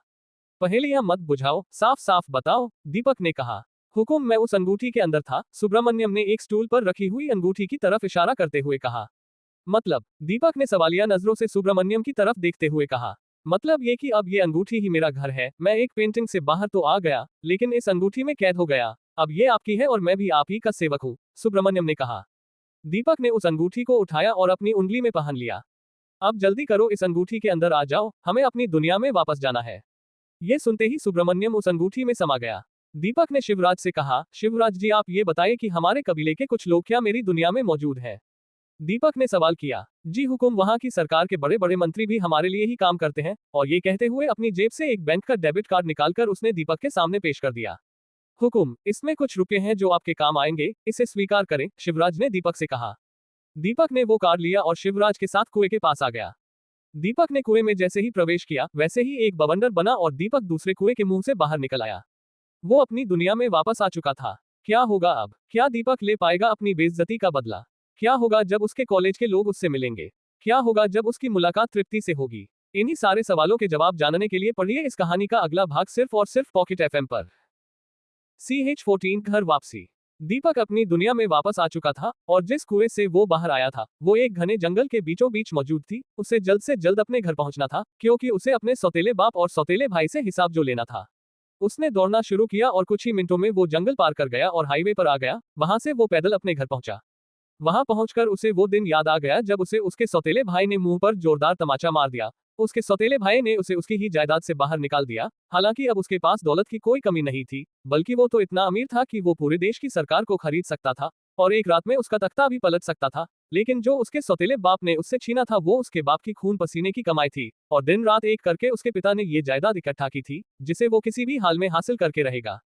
दीपक ने दरवाजा खटखटाया, अंदर से एक औरत ने दरवाजा खोला। कौन हो, उस औरत ने सवाल किया। मुझे मिस्टर सुधाकर से मिलना है, दीपक ने उस औरत की आंखों में देखते हुए कहा। हालांकि ये बात बोलते हुए उसके सीने के अंदर आग धधक रही थी। क्या काम है मुझे बताओ, मैं उनकी पत्नी हूँ, वो औरत बहुत ही शराफत से बोली। ये सुनकर दीपक चौंक गया। नहीं, मुझे उनसे ही काम है, वो तो अभी फैक्ट्री गए हैं, उस औरत ने कहा। ये सुनकर दीपक फैक्ट्री की तरफ निकल गया। उधर फैक्ट्री में सुधाकर और शहर का नामी गुंडा काला भाई बैठा है। काला भाई पिछले 20 सालों से गुंडागर्दी के फील्ड में है। पूरे शहर में बड़े से बड़ा गुंडा भी काला भाई को सलाम करता है। 6 फीट हाइट, 100 किलो वजन, चेहरे पर चाकू का निशान, पठानी सूट में किसी कातिल से कम नहीं लगता। और ये बात सच भी है, बहुत सारे कत्ल कर चुका है वो, और उसके साथ उसके 20-25 गुर्गे। काला भाई, आप मुझे ये प्रोजेक्ट दिलवा दो, मैं आपको मुनाफे में से 25% दूंगा, सुधाकर ने कहा। नहीं, मुनाफे का आधा हिस्सा मेरा होगा, और साथ में ये फैक्ट्री भी मुझे चाहिए, क्योंकि तुझे प्रोजेक्ट मेरी वजह से मिलेगा, काला भाई बोला। किसी को कोई हिस्सा नहीं मिलेगा और न ही कोई इस फैक्ट्री में नजर आएगा, एक जोरदार आवाज गूंजी। सब लोग आवाज की दिशा में देखने लगे। वहां एक 23 साल का लड़का था जो फैक्ट्री से अंदर आ रहा था। दीपक, तुम यहाँ क्या कर रहे हो, तुम्हारी हिम्मत कैसे हुई यहाँ आने की, सुधाकर बोला। सुधाकर दीपक को देखकर बहुत हैरान था। पूरे 2 साल के बाद दीपक को देखा था, वो पूरी तरह से बदल गया था। ये बच्चा कौन है? काला भाई ने सुधाकर से पूछा। ये कोई नहीं है, बस धरती पर बोझ है, ये जीते जी अपने माँ बाप को खा गया, अब मुझे और मेरे बेटे को खाने आया है। काला भाई ने अपने हाथ से इशारा किया और उसके गुर्गे दीपक से लड़ने के लिए उसके सामने आ गए। सुधाकर ये देखकर बहुत खुश हुआ कि आज उनके रास्ते का सबसे बड़ा कांटा साफ हो जाएगा। लेकिन सुधाकर गलत था, दीपक ने चुटकी बजाते ही उन सारे गुर्गों की चटनी बना दी। काला भाई ने जैसे ही ये सब देखा तो वो गुस्से से पागल हो गया और दीपक को मारने के लिए उसके सामने आ गया। दीपक ने एक ही पंच में काला भाई को दिन में तारे दिखा दिए। फिर दीपक ने काला भाई को एक जोरदार लात मारी, जिससे काला भाई उड़कर 30 मीटर दूर जाकर गिरा और गिरते ही बेहोश हो गया। सुधाकर ने जैसे ही ये सब देखा, उसके माथे पर पसीना आ गया और डर के मारे उसकी आवाज उसके हलक में ही दब गई। दीपक ने घूमकर सुधाकर की तरफ देखा और उसकी तरफ बढ़ने लगा। सुधाकर डर पीछे हटने लगा। एक बात कान खोलकर सुन ले, तुझे मैं 10 दिन का टाइम देता हूँ, मेरी सारी प्रॉपर्टी मुझे वापस चाहिए। और इन 10 दिनों को तू बहुत सीरियस लेना, क्योंकि अगर तूने मेरी प्रॉपर्टी वापस नहीं की तो 10 दिन पूरे होने के बाद मैं तुझे और तेरे बेटे को मौत के घाट उतार दूंगा। ये सुनकर तो सुधाकर का खून ही सूख गया और वो कुछ बोल ही नहीं पाया। दीपक वहां से चला गया। कुछ देर बाद सुधाकर का बेटा लकी वहां आया और वहां की हालत देखकर अपने पिता से बोला, पापा क्या हुआ, ये सब कौन करके गया है और आप इतना घबराए हुए क्यों हैं? लकी ने तेज आवाज में अपने पिता से पूछा। चारों तरफ कूटे पिटे लोगों को देखकर लकी बहुत घबरा गया था और जब उसकी नजर एक तरफ पड़े काला भाई की तरफ गई तो एकाएक वो चौंक गया। उसके दिमाग में आया कि हो ना हो कोई बहुत ही ताकतवर इंसान इस फैक्ट्री की हालत खराब करके गया है, जिसे शायद काला भाई ने ऑफेंड किया है, जो काला भाई से भी ज्यादा ताकतवर है। लेकिन काला भाई से ज्यादा ताकतवर आखिर इस शहर में कौन हो सकता है? लकी ने सोचते हुए कहा। पापा ये सब कौन करके गया है? दीपक ना अपने पिता के कंधे को हाथ से हिलाते हुए कहा। सुधाकर जैसे नींद से जागा हो, वो वापस आ गया। सुधाकर ने लकी की तरफ देखते हुए कहा। कौन वापस आ गया? बताए पापा, कौन वापस आ गया? लकी ने जोर देकर सवाल किया। दीपक वापस आ गया, सुधाकर बोला। कौन दीपक? लकी ने सवाल करते हुए कहा। सुधाकर उसे देखने लगा। अचानक लकी को याद आया, दीपक वो यहाँ क्या करने आया है? उसे तो हमने जायदाद से अलग कर दिया है। लकी ने कहा। वो अपनी जायदाद ही लेने आया है, उसने मुझे 10 दिनों का टाइम दिया है, अगर मैंने उसकी पूरी जायदाद उसे वापस न की तो वो हम दोनों को मार देगा, वो धमकी देकर गया है। उसकी इतनी हिम्मत, उस दिन वाली मार भूल गया जब मैंने उसकी खूब पिटाई की थी, और आज भी मैं उसका भरता बना दूंगा, उसकी ऐसी हालत करूंगा कि वो याद करेगा। नहीं बेटा, तुम अभी चुप रहो, वो बहुत ताकतवर हो चुका है। देखो उसने काला भाई और उनके आदमियों का क्या हाल किया है। कौन था ये जो तूफान की तरह आया और हमारी हालत बिगड़ कर चला गया? काला भाई जोर से चिल्लाया। सुधाकर और लकी दोनों ही काला भाई को सहारा देने के लिए उनके पास गए। छोड़ो मुझे, काला भाई चिल्लाया। ये साला कमीना कौन था? काला भाई ने फिर से सवाल किया। काला भाई, ये दीपक है, मेरा सौतेला बेटा। 2 साल पहले मैंने इसकी माँ से इसकी जायदाद अपने और अपने बेटे के नाम करवा ली थी और उसे जान से मार दिया था। हालांकि उसे ये तो नहीं कि उसकी माँ की हत्या मैंने ही की है, लेकिन उसकी जायदाद मैंने उससे छीनी है, ये तो उसे मालूम है। दूसरी तरफ कॉलेज में बॉक्सिंग मैच चल रहा है, जिसमें एक तरफ शरद और दूसरी तरफ विक्की मौजूद हैं। दोनों ही एक से बढ़कर एक धुरंधर खिलाड़ी हैं। खेल की शुरुआत विक्की करता है। पहला पंच शरद के मुंह पर और शरद कुछ कदम पीछे। विक्की का पंच बिजली की तेजी से शरद के मुंह पर पड़ा था, लेकिन शरद भी कुछ कम नहीं था। शरद ने भी पूरी ताकत से विक्की पर पंच बरसाना शुरू कर दिए। विक्की कुछ पंचेस तो डॉच करता रहा, लेकिन एक जोरदार पंच उसके मुंह पर पड़ा और वो एक पंच में ही नॉकआउट हो गया। चारों तरफ शोर मचने लगा। तृप्ति भी जोर जोर से चिल्ला रही है, शरद शरद शरद। ये मैच जीत चुका था। इतने में हाल के गेट से एक जोरदार आवाज आई, कमजोरों पर क्या अपनी ताकत आजमाता है? अगर असली मर्द है तो मुझसे मुकाबला कर। सब लोग आवाज की दिशा में देखने लगे। कौन था वो जिसने शरद को चैलेंज किया था, और क्यों वो शरद से फाइट करना चाहता है? क्या दीपक का सौतेला बाप उसकी जायदाद वापस करेगा? इन्हीं सारे सवालों के जवाब जानने के लिए पढ़िए इस कहानी का अगला भाग सिर्फ और सिर्फ पॉकेट एफएम पर। CH15 दीपक और शरद का मुकाबला। एक जोरदार आवाज ने सबका ध्यान अपनी तरफ खींच लिया था। शरद रिंग के अंदर ही खड़ा था और वो शख्स जिसने शरद को चैलेंज किया रिंग की तरफ बढ़ रहा था। उसने अपने चेहरे पर मास्क लगा रखा था। वो रिंग के अंदर चला गया और शरद के सामने आकर उससे बोला, बहुत बड़ा बॉक्सर समझता है अपने आप को, आज मैं ये तेरा घमंड तोड़ दूंगा। तू जनता नहीं है कि तू कितनी बड़ी गलती कर रहा है। अपनी हार मानकर और मुझसे माफी मांगकर यहाँ से चला जा, वरना तू बेमौत मारा जाएगा, शरद ने अपने दांत पीसते हुए कहा। वो आदमी जोर जोर से हंसने लगा और बोला, माफी और तुझसे भीख मांगेगा तू मुझसे अपनी जान की? तो फिर आ देखते हैं कि कौन किस पर भारी पड़ता है, तेरी चटनी बना दूंगा, शरद गुस्से से बोला। लड़ने से पहले मेरी कुछ शर्तें हैं, वो आदमी बोला। क्या शर्तें हैं तेरी? मैं तुझे 10 मौके देता हूँ, यानी अगर 10 में से तू मेरे एक भी पंच मार पाया तो मैं हार जाऊंगा, और तू मेरे साथ कुछ भी कर सकता है, यानी मुझे जान से भी मार सकता है। लेकिन अगर तू नाकाम रहा तो मेरी बारी आएगी और मैं तेरे सिर्फ एक पंच मारूंगा, और अगर तू मेरे उस पंच से बच गया तो तू जीत जाएगा, और न बच पाया तो मैं जीत जाऊंगा। और मेरी अगली शर्त यह है कि मेरे जीतने के बाद मैं तेरी गर्लफ्रेंड को सबके सामने किस करूंगा। बोल मंजूर है, अगर तुझे शर्त मंजूर नहीं है तो ठीक है, मैं चला जाता हूँ, और मैं समझूंगा कि मैंने एक डरपोक को लड़ाई के लिए ललकारा था, वो आदमी शरद से बोला। ये सुनकर शरद गुस्से में आग बबूला हो गया और वो उस आदमी को जान से मार देना चाहता था। मुझे मंजूर है, शरद ने गुस्से से कहा। दोनों प्रतिद्वंदी आमने सामने थे। उसे मार दो शरद, उसे छोड़ना नहीं, उसका मुंह तोड़ दो, ऐसी ही आवाजें चारों तरफ गूंजने लगी। शरद ने पंच चलाना शुरू किए लेकिन एक भी पंच शरद उस आदमी के न मार पाया। पहला पंच, दूसरा पंच, तीसरा, चौथा, और ऐसा करते करते 10 पंच पूरे हो गए, लेकिन एक पंच भी उस आदमी को न लगा। क्या हुआ बॉक्सर, तू तो एकदम फिसड्डी निकला, अब मेरी बारी है, वो आदमी बोला। और जैसे ही उस आदमी ने अपनी पोजीशन बनाई और शरद के सामने वो आदमी बिजली की रफ्तार से आया और एक पंच शरद के मुंह पर पड़ा और शरद कूदकर रिंग से बाहर जा गिरा और बेहोश हो गया। चारों तरफ सन्नाटा छा गया। शरद ने तृप्ति की तरफ देखा और उसे रिंग में बुलाया। ये सुनकर तृप्ति कांप गई। आज तक उसने शरद को भी अपने करीब नहीं आने दिया था और वो ये सब शादी के बाद करना चाहती थी। तृप्ति डरते डरते रिंग के अंदर आई। उस आदमी एक हाथ से तृप्ति के बालों को पकड़ा और दूसरे हाथ से अपने चेहरे से अपना मास्क हटा दिया, और जैसे ही तृप्ति ने उस आदमी को देखा वो एकदम शॉक्ड हो गई। ये कोई और नहीं बल्कि दीपक था। दीपक ने उसे अपने करीब लाते हुए कहा, तेरे जैसी एरी गहरी चीज को मैं मुंह नहीं लगाता, और ये कहकर उसने तृप्ति को झटक कर खुद से दूर कर दिया। सारा कॉलेज दीपक को वहां देखकर हैरान था। किसी ने सोचा भी नहीं था कि दीपक इन 2 सालों में इतना बदल जाएगा। पहले से ज्यादा स्लिम, फिट एंड हैंडसम लग रहा था वो।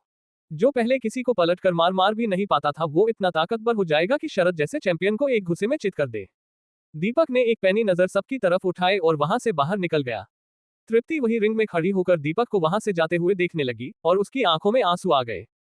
दीपक ने सोचा शिवराज ने उसे डेबिट कार्ड दिया था, अब पैसे निकालने का टाइम है। उसके पास रॉयल बैंक का कार्ड था।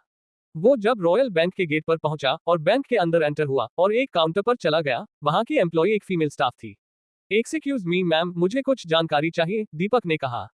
उस लड़की ने दीपक को ऊपर से नीचे तक देखा। कहिए सर, आपको क्या जानना है, उस लड़की ने कहा। दीपक ने अपना डेबिट कार्ड उस लड़की की तरफ बढ़ा दिया। मुझे अपने अकाउंट से पैसे निकालने हैं, लेकिन उससे पहले मुझे जानना है कि इस अकाउंट में कितना पैसा है, दीपक ने कहा। उस लड़की ने डेबिट कार्ड अपने हाथ में लिया। उस कार्ड पर कोई नाम नहीं लिखा था और एक खास तरह का सिंबल बना हुआ था। उस लड़की को कुछ अजीब लगा। हालांकि वो कार्ड था उसी बैंक का, लेकिन उस लड़की ने पहले कभी ये कार्ड देखा नहीं था। उस लड़की को बैंक में जॉब करते हुए 2 महीने ही हुए थे। उस लड़की ने कंप्यूटर पर कार्ड की डिटेल निकाल ली। अकाउंट बैलेंस देखते ही उस लड़की के होश उड़ गए। सर, अकाउंट से पैसे निकालने के लिए कुछ जरूरी फॉर्मेलिटीज हैं, उन्हें पूरा करना जरूरी है, ये कहकर वो मैनेजर के रूम की तरफ तेजी से निकल गई। रूम में एंटर होते ही, हाउ डेयर यू, तुम्हारी हिम्मत कैसे हुई, विदाउट परमिशन मेरे रूम में एंटर कैसे हुई, तुम्हें जॉब। वो मैनेजर आगे कुछ बोलता, इससे पहले वो लड़की बोल पड़ी, सर हमारे बैंक एक बंदा आया है, वो ये कार्ड लेकर आया है और बोल रहा है कि इस अकाउंट में कितना पैसा है, मुझे लगता है कि वो कोई चोर है। वो लड़की मैनेजर को कार्ड दिखाते हुए बोली। मैनेजर ने जब कार्ड देखा तो उसके होश उड़ गए। ये एक रॉयल कार्ड था जो बैंक के ऐसे कस्टमर के लिए बनाया गया था जिनके अकाउंट में 1000 करोड़ से ज्यादा हो। सर, मुझे लगता है कि उस लड़के ने किसी का कार्ड चुराया है, इसमें 1800 करोड़ रुपए हैं। ये सुनकर उस मैनेजर को बिल्कुल भी हैरानी नहीं हुई, क्योंकि उसे पता था कि कार्ड की वैल्यू क्या है। वो मैनेजर कार्ड लेकर दीपक के पास आया। सर, क्या मैं आपका नाम जान सकता हूँ, उस मैनेजर ने दीपक से सवाल किया। दीपक ने उस मैनेजर को देखा और उसकी शक्ल देखकर पहचान गया कि वो जुंगा कबीले के सभा मेंबर में से एक है। उसने दीपक को उनके नए रूप में देखा था, इसलिए वो दीपक को पहचान न सका। मुझे आपसे अकेले में बात करनी है, क्या हम आपके रूम में बात कर सकते हैं? वो मैनेजर अंदर से थोड़ा गुस्सा था, क्योंकि उसे उस लड़की की बात कुछ सच लग रही थी। शायद ये लड़का वाकई कार्ड चोरी करके लाया है और अब शायद ये मुझे उस अकाउंट के पैसों में से कुछ पैसे ऑर्डर करेगा। मैं ऐसा होने नहीं दूंगा, कोई भी मेरे कबीले का पैसा नहीं चुरा सकता। वो मैनेजर एकदम जोर से चिल्लाया, आपके पास ये कार्ड कहां से आया? ये कार्ड मेरा ही है, बल्कि मुझे किसी ने दिया है, दीपक ने कहा। किसने दिया है ये कार्ड? तुम जानते भी हो कि इस कार्ड में कितने पैसे हैं? तुम सोच भी नहीं सकते, तुमने अपनी जिंदगी में भी नहीं देखा होगा इतना पैसा। वो मैनेजर आंखें बड़ी करके बोला। मैं जानता हूं तुमने ये कार्ड चुराया है, वो मैनेजर दीपक पर इल्जाम लगाते हुए बोला। आप रूम में चलिए, मैं आपको कुछ दिखाना चाहता हूं, दीपक ने कहा। दिखाना बाद में, पहले मेरे सवाल का जवाब दो। वो मैनेजर और कुछ कहता, इतने में दीपक उस मैनेजर का हाथ पकड़ के उसके रूम में ले गया और अंदर से रूम बंद कर लिया। वो लड़की एकदम घबरा गई और गार्ड्स को बुलाने लगी। मैनेजर के रूम के बाहर 10-12 गार्ड्स आ गए। तभी रूम का दरवाजा खुला और वो मैनेजर दीपक के साथ बाहर गया। सर, ये हमारी खुशकिस्मती है कि आप हमारे बैंक में आए। अब क्या होगा? क्या दीपक जान पाएगा कि उसके अकाउंट में कितना पैसा है? क्या होगा जब उस मैनेजर को पता चलेगा दीपक के बारे में? इन्हीं सारे सवालों के जवाब जानने के लिए पढ़िए इस कहानी का अगला भाग सिर्फ और सिर्फ पॉकेट एफएम पर। CH16 कार का टॉप मॉडल। दीपक और वो बैंक मैनेजर रूम से बाहर आए। सर, हमारी खुशकिस्मती है कि आप हमारी बैंक के रॉयल कस्टमर हैं। ये देखकर वो लड़की, जिसका नाम नीलम था, एकदम शॉक्ड हो गई।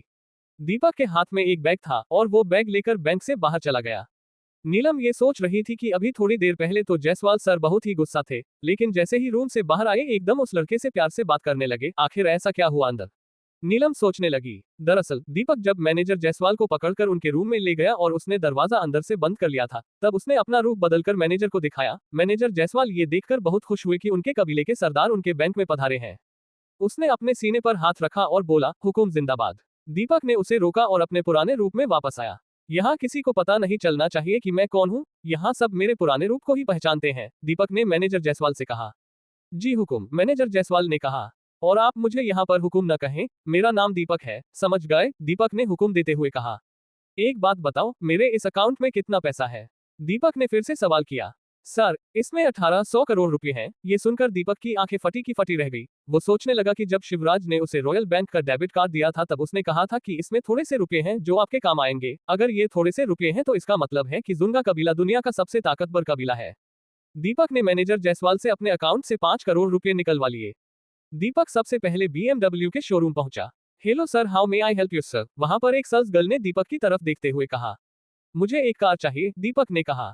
सर, किस टाइप की कार लेना पसंद करेंगे आप? उस लड़की ने कार का कैटेलॉग दिखाते हुए कहा। मुझे ये सब नहीं देखना है, बस आपके पास अगर कोई ढंग की कार है तो बताइए, दीपक ने कहा।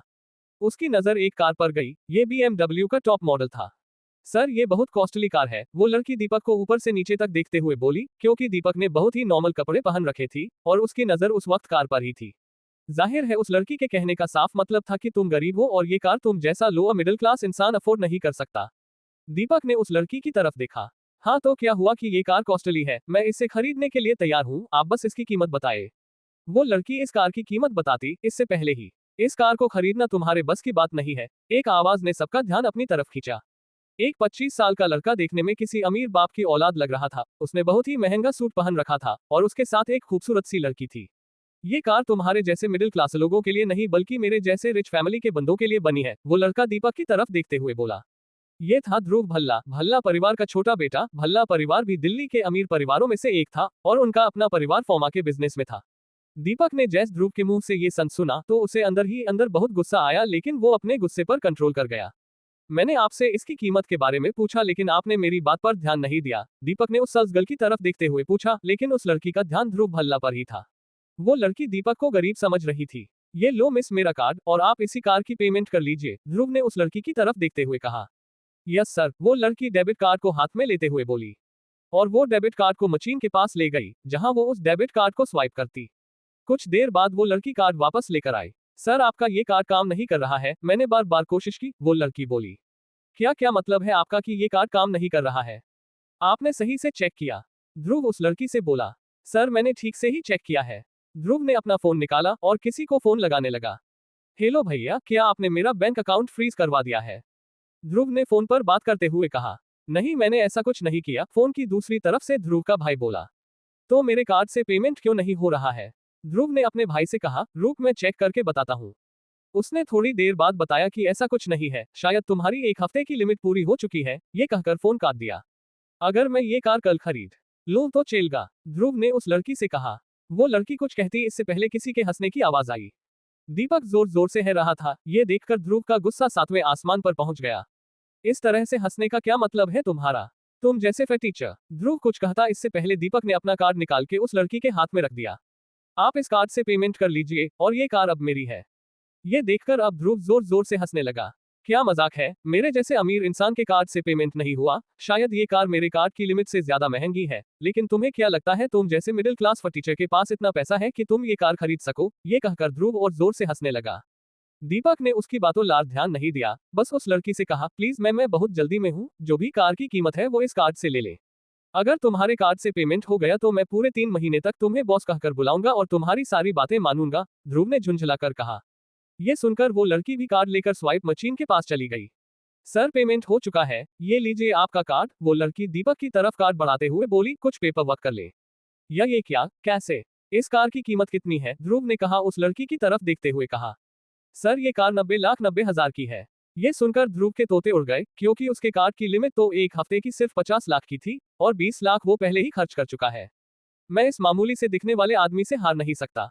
अब क्या होगा? ध्रुव क्या करेगा? क्या दीपक से 3 महीने तक बॉस कहेगा? या फिर वो दीपक को सबक सिखाएगा?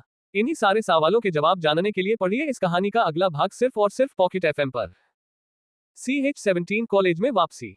ध्रुव के तन बदन में आग लग चुकी थी। वो ये सोच रहा था कि एक मामूली सा दिखने वाला लड़का 90 लाख की कार कैसे खरीद सकता है। दीपक ने शोरूम में कार को स्टॉक किया और वहां से निकल गया। ये देखकर ध्रुव गुस्से में आग बबूला हो गया। बेबी, मैं घर जा रही हूँ, मेरे घर से बार बार फोन आ रहा है, ध्रुव के साथ वाली लड़की ने कहा। इस लड़की का नाम सुप्रिया बंसल है और ये ध्रुव की गर्लफ्रेंड है। जब वो पहली बार ध्रुव से मिली थी तब उसे वो किसी सपने का राजकुमार लगा था, लेकिन आज किसी ने उसे कचरे की तरह फेंक दिया। पहली बार उसने किसी ऐसे को देखा जिसने ध्रुव जैसे को हरा दिया हो। उसे दीपक जाना पहचाना लग रहा था। सुप्रिया शोरूम से बाहर आई और टैक्सी से अपने घर जाने लगी। पूरे रास्ते वो ये सोच रही थी कि उसने उस लड़के को कहाँ देखा है। बहुत सोचने के बाद भी उसे याद नहीं आया। दीपक शोरूम से निकलकर सीधे अपने कॉलेज के गेट के बाहर आकर रुका। उसने गाड़ी पार्किंग में लगा दी और बैग लेकर वो कॉलेज के अंदर एंटर हो गया। वो प्रिंसिपल के ऑफिस की तरफ जाने लगा, तभी उसकी नजर कैंपस के एक साइड में बैठी हुई तृप्ति पर पड़ी। अचानक तृप्ति भी उसे देखने लगी। तृप्ति उसे देखकर थोड़ा मुस्कुराई, लेकिन दीपक ने उसे इग्नोर कर दिया। ये देखकर तृप्ति का मन उदास हो गया। उसे याद आने लगा जब दीपक ने उसे प्रपोज किया था, तब उसने और उसके साथियों ने मिलकर कैसे उसका मजाक उड़ाया था। वो अपनी उस हरकत पर पछताने लगी और उसकी आंखों में हल्के से आंसू छलक आए। दीपक प्रिंसिपल ऑफिस के बाहर खड़ा था। प्रिंसिपल ऑफिस का दरवाजा खुला था, लेकिन उसके बावजूद भी उसने दरवाजा खटखटाया। कम इन, अंदर से प्रिंसिपल की आवाज आई। दीपक रूम में एंटर हुआ। उसने प्रिंसिपल के सामने वो बैग रख दिया जो वो रॉयल बैंक से लाया था। उस बैग में 5 करोड़ रुपए थे। ये सब क्या है? प्रिंसिपल ने कहा। दीपक ने उस बैग की चेन खोल दी और जैसे ही प्रिंसिपल की नजर उस बैग में पड़े हुए पैसों पर गई, वो एकदम शॉक रह गया। ये पूरे 5 करोड़ रुपए हैं और ये मैं आपको डोनेशन के तौर पे दे रहा हूँ। आज से ये पूरा कॉलेज मेरा है। अब तक देवेंद्र सिंघानिया ही इस कॉलेज को डोनेशन देता आया है। वो आपको 1 साल में 1 करोड़ का डोनेशन देता है, लेकिन मैं आपको 1 साल में 10 करोड़ का डोनेशन दूंगा और ये पैसा एडवांस है। प्रिंसिपल बिल्कुल सदमे में था और वो हड़बड़ा कर बोला, लेकिन सर आप हैं कौन और इस कॉलेज में डोनेशन देने का मतलब क्या है? प्रिंसिपल ने सवाल किया। शायद आपने मुझे पहचाना नहीं, मैं दीपक हूँ, वही दीपक जिसे आपने 2 साल पहले 1 हफ्ते के लिए कॉलेज से सस्पेंड कर दिया था। और वो इसलिए क्योंकि मैं गलती से एक घमंडी लड़की से टकरा गया था। और शायद आप ये बात जानते थे कि सारी गलती उस लड़की की ही है, लेकिन आप चुप रहे थे क्योंकि उस लड़की के घमंडी बाप का डर आपके दिल में था और आपको इस बात का लालच था कि वो आदमी इन कॉलेज में डोनेशन देता है। आपको पता है वो 1 हफ्ता मेरे लिए कितना कीमती था। मेरे क्लास के टेस्ट चल रहे थे जिसमें मुझे खुद को साबित करना था, लेकिन अब ऐसा बिल्कुल नहीं होगा। अब इस कॉलेज में जो कोई भी किसी कमजोर को अपने पैसे की ताकत के बलबूते दबाने की कोशिश करेगा वो सजा का हकदार होगा, और चाहे वो कितने बड़े अमीर बाप की औलाद ही क्यों ना हो। ये कहकर दीपक रूम से बाहर चला गया। प्रिंसिपल ये सोचने लगा कि इस दीपक के पास इतना सारा पैसा आया कहां से। फिलहाल उसने दीपक की बात मानना ही जरूरी समझा। दीपक कॉलेज के कैंपस से होता हुआ बाहर की तरफ जा रहा था, तभी अचानक उससे एक लड़की टकराई। अंधे हो देखकर नहीं चल सकते, वो लड़की बोली। दीपक ने देखा ये कोई और नहीं बल्कि उषा है, वही उषा सिंघानिया जिसकी वजह से उसे कॉलेज से निकाल दिया गया था। वो मुड़ा और वापस जाने लगा, लेकिन फिर किसी ने उसका रास्ता रोक लिया। तुम यहाँ से ऐसे नहीं जा सकते, तुम्हारी वजह से उषा को चोट लग गई, चलो अब उससे माफी मांगो। ये लड़का वैभव था, वैभव चौधरी, कॉलेज के एथलीट्स में से एक। इतने में वहां पर कॉलेज के और बच्चे भी इकट्ठा हो गए। क्या हुआ उषा, तुम नीचे क्यों गिरी पड़ी हो? एक लड़के ने कहा। तुम उषा से माफी मांगते हो या फिर तुम्हारा भरता बनाऊं? ये कहकर वो अपने बाइसेप की मसल्स बनाकर दिखाने लगा। अचानक से एक जोरदार आवाज गूंजी। ये थप्पड़ की आवाज थी और ये थप्पड़ दीपक ने वैभव के मारा था। थप्पड़ इतना जोरदार था कि वैभव का पूरा दिमाग झन्ना गया था। दीपक कॉलेज के गेट से बाहर आ गया और अपनी कार की तरफ जाने लगा। उसने देखा कि कॉलेज के कुछ स्टूडेंट्स उस कार के आगे खड़े रहकर सेल्फियां ले रहे हैं। वाह क्या कार है, टॉप मॉडल कार है। इस कार की कीमत कितनी होगी? भाई ये कार जिस बंदे की भी होगी वो बहुत पैसे वाला होगा। इसी तरह से वहां पर दीपक की कार को लेकर बहुत सारी बातें होने लगी। दीपक अपनी कार की तरफ जाने लगा। ओ फटीचर, तेरे को दिखता नहीं कि वहां एक महंगी कार खड़ी है? एक लड़की ने दीपक की तरफ देखते हुए कहा। ये उषा की सहेली अंजलि थी, जो दीपक को गरीब समझ रही थी और ये सोच रही थी कि ये गरीब जरूर इस कार के सामने फोटो खिंचवाने आया होगा। अंजलि की तर्क बहुत से लोग यही सोच रहे थे, लेकिन दीपक ने किसी भी बात पर ध्यान नहीं दिया। वो बस कार में बैठने लगा। तभी अचानक उसने देखा उसी भीड़ में तृप्ति भी खड़ी है और बस दीपक को ही देखे जा रही है, लेकिन दीपक ने फिर से उसे इग्नोर किया और वो वहां से कार स्टार्ट करके चला गया। अंजलि और उसके साथ के लोग ये देखकर खड़े के खड़े रह गए। दीपक अपनी कार से एक बिल्डर के ऑफिस में पहुंचा। उसे एक घर खरीदना था। सिंह बिल्डर्स, ये ऑफिस है धर्मपाल सिंह जी का, दिल्ली के मशहूर बिल्डर्स में से एक। दीपक ने उनसे मिलने से पहले अपॉइंटमेंट ले रखी थी। हेलो सर, मुझे एक अच्छा घर चाहिए, कीमत मैं आपको मुंह मांगी दूंगा।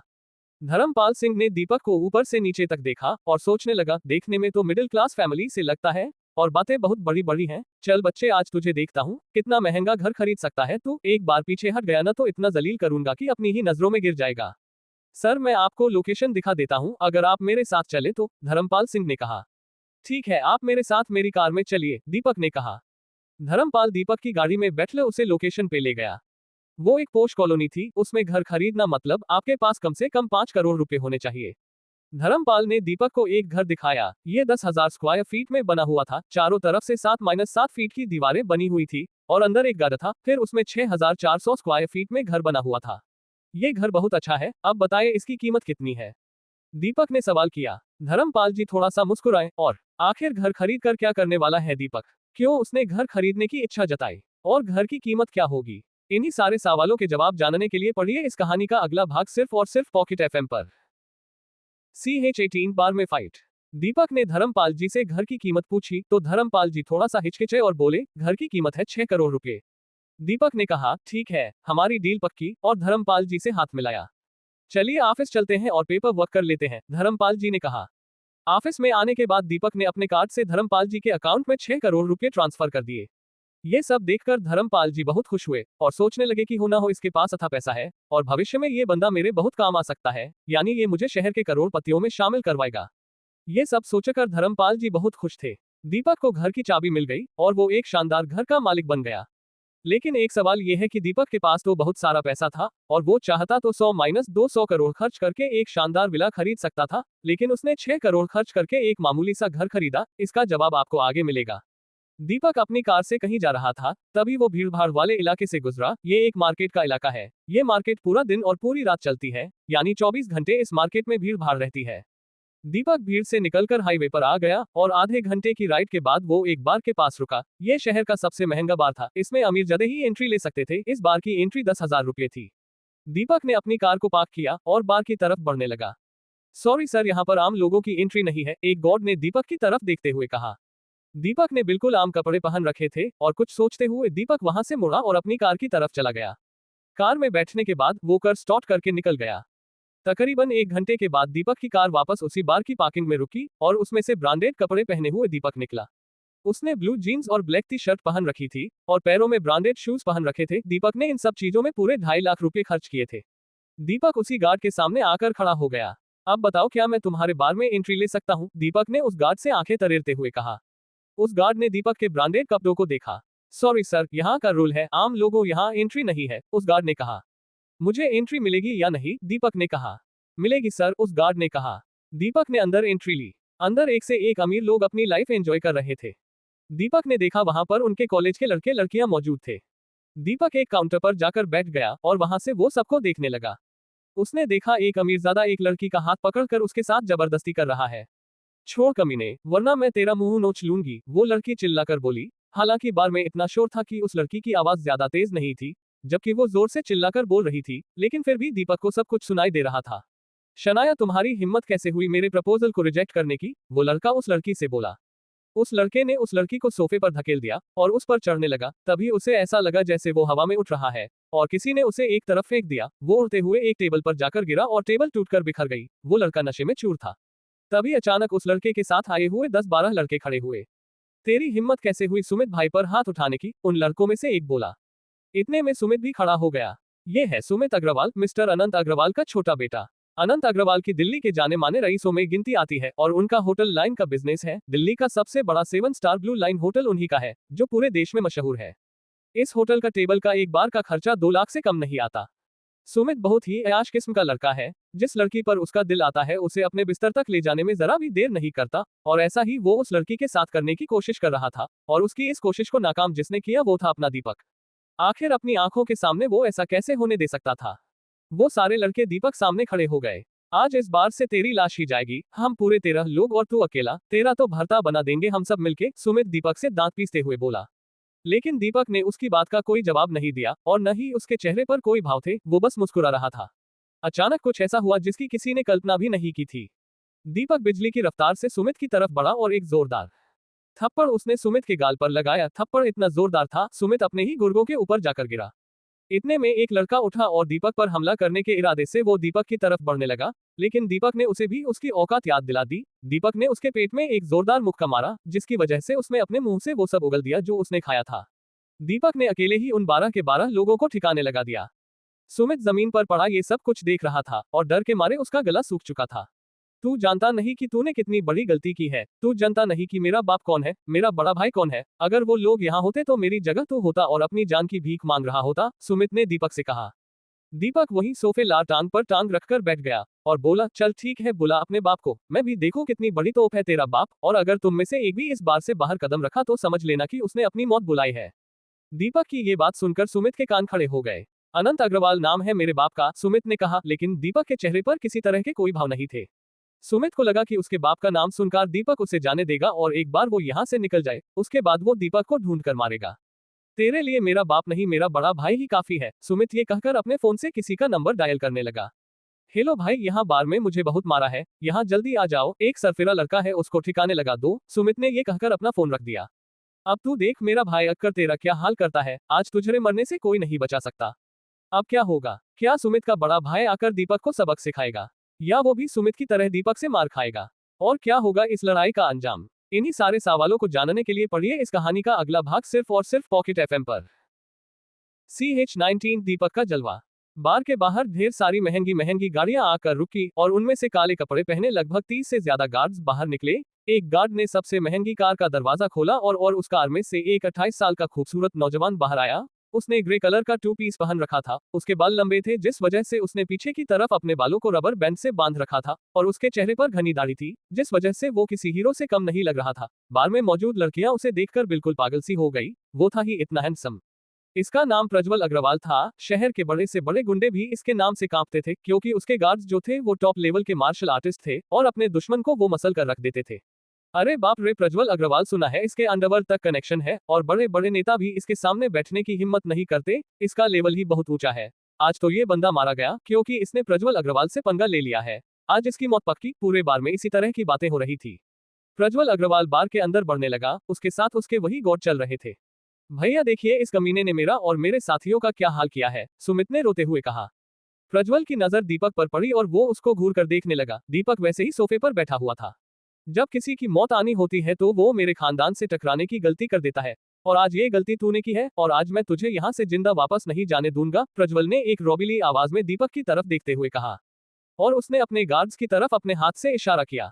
एक गॉड भागते हुए दीपक की तरफ आया और बिल्कुल हवा की तेजी से उसने एक पंच दीपक की तरफ मारा। दीपक उसके पंच से बचते हुए पीछे की तरफ पलट गया और खड़ा हो गया, जिस वजह से उस गॉड का पंच सोफे पर पड़ा और सोफा टुकड़ों में बंट गया। हालांकि वो बहुत ही वजनदार सोफा था और मजबूत लड़की का बना हुआ था, लेकिन फिर भी वो टूटकर बिखर गया। ये देखकर दीपक थोड़ा सा हैरान हुआ, लेकिन फिर भी उसने अपने चेहरे के भाव बिल्कुल नहीं बदलने दिए और कूदकर उसने उस गॉड के सीने में एक किक मारी, जिससे वो गॉड उछलकर दूर काउंटर पर जाकर गिरा। ये देखकर प्रज्वल समेत बहुत सारे लोग हैरान हो गए, क्योंकि वो गॉड दीपक से काफी लंबा और स्ट्रांग था। मेरे पास ज्यादा वक्त नहीं है, इसलिए एक बार में अपने सारे जोकरों को भेज, दीपक ने प्रज्वल से चिल्लाकर कहा। ये सुनकर पूरे बार में हंगामा मच गया।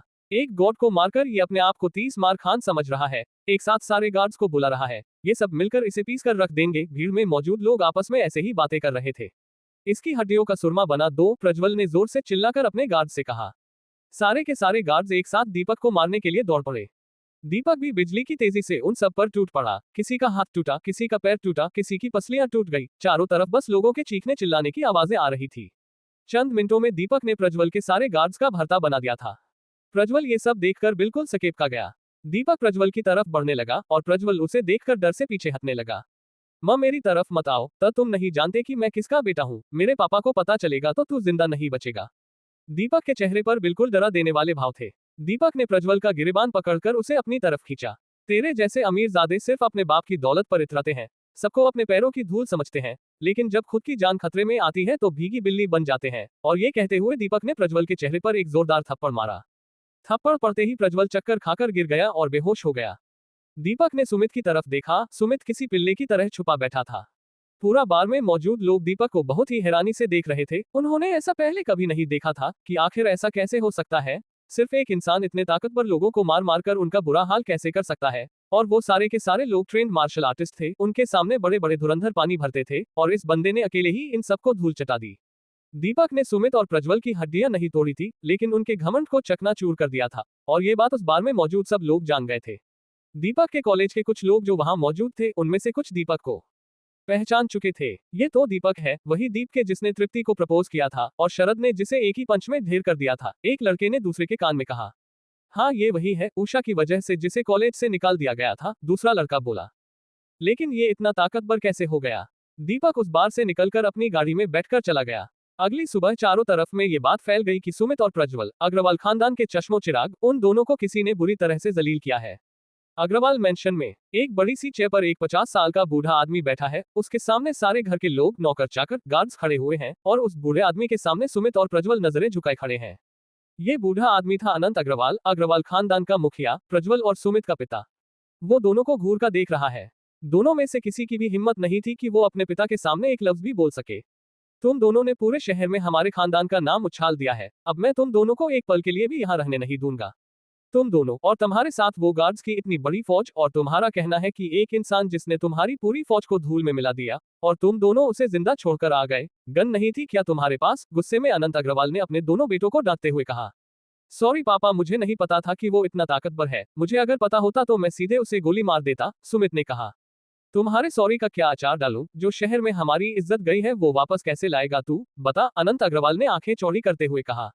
मैं तुम्हें सिर्फ 2 दिन का टाइम देता हूँ, कैसे भी करके उस लड़के को पूरे शहर के सामने मौत के घाट उतारो, तब कहीं जाके हमारी इज्जत और हमारा डर लोगों में पैदा होगा, और अगर इन 2 दिनों में तुम दोनों उस लड़के को खत्म न कर पाए तो इस खानदान से तुम्हारा कोई रिश्ता नहीं रहेगा, अनंत अग्रवाल ने अपने दोनों बेटों को धमकाते हुए कहा। अब क्या होगा? क्या अनंत के दोनों बेटे मार पाएंगे दीपक को? क्या अनंत अग्रवाल जान पाएगा दीपक का सच? और अगर जान गया वो दीपक के बारे में तो क्या होगा उसके चेहरे का रिएक्शन? इन्हीं सारे सवालों के जवाब जानने के लिए पढ़िए इस कहानी का अगला भाग सिर्फ और सिर्फ पॉकेट एफएम पर। CH20 कॉलेज कैंटीन में हंगामा।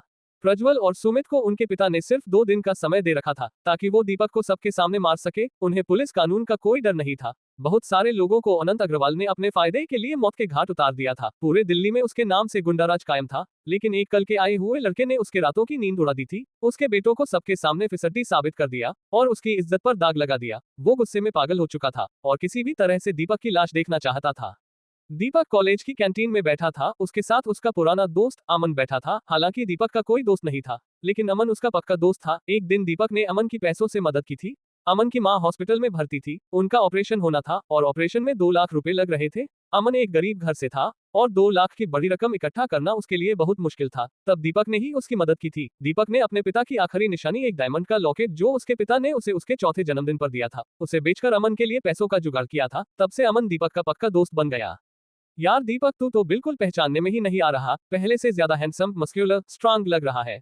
पिछले 2 सालों तक तू था कहाँ? पता है मैंने तुझे कहाँ कहाँ नहीं ढूंढा, अमन ने कहा। यार अमन, बहुत लंबी कहानी है, फिर कभी बताऊंगा, दीपक ने कहा। हाँ तो क्या हुआ, मेरे पास टाइम ही टाइम है तेरी कहानी सुनने के लिए, अमन बोला। वो बात सही है, लेकिन ये जगह सही नहीं है, दीपक बोला। जगह सही नहीं है या तुम्हारी नीयत सही नहीं है? एक आवाज ने दीपक और अमन का ध्यान अपनी तरफ खींचा।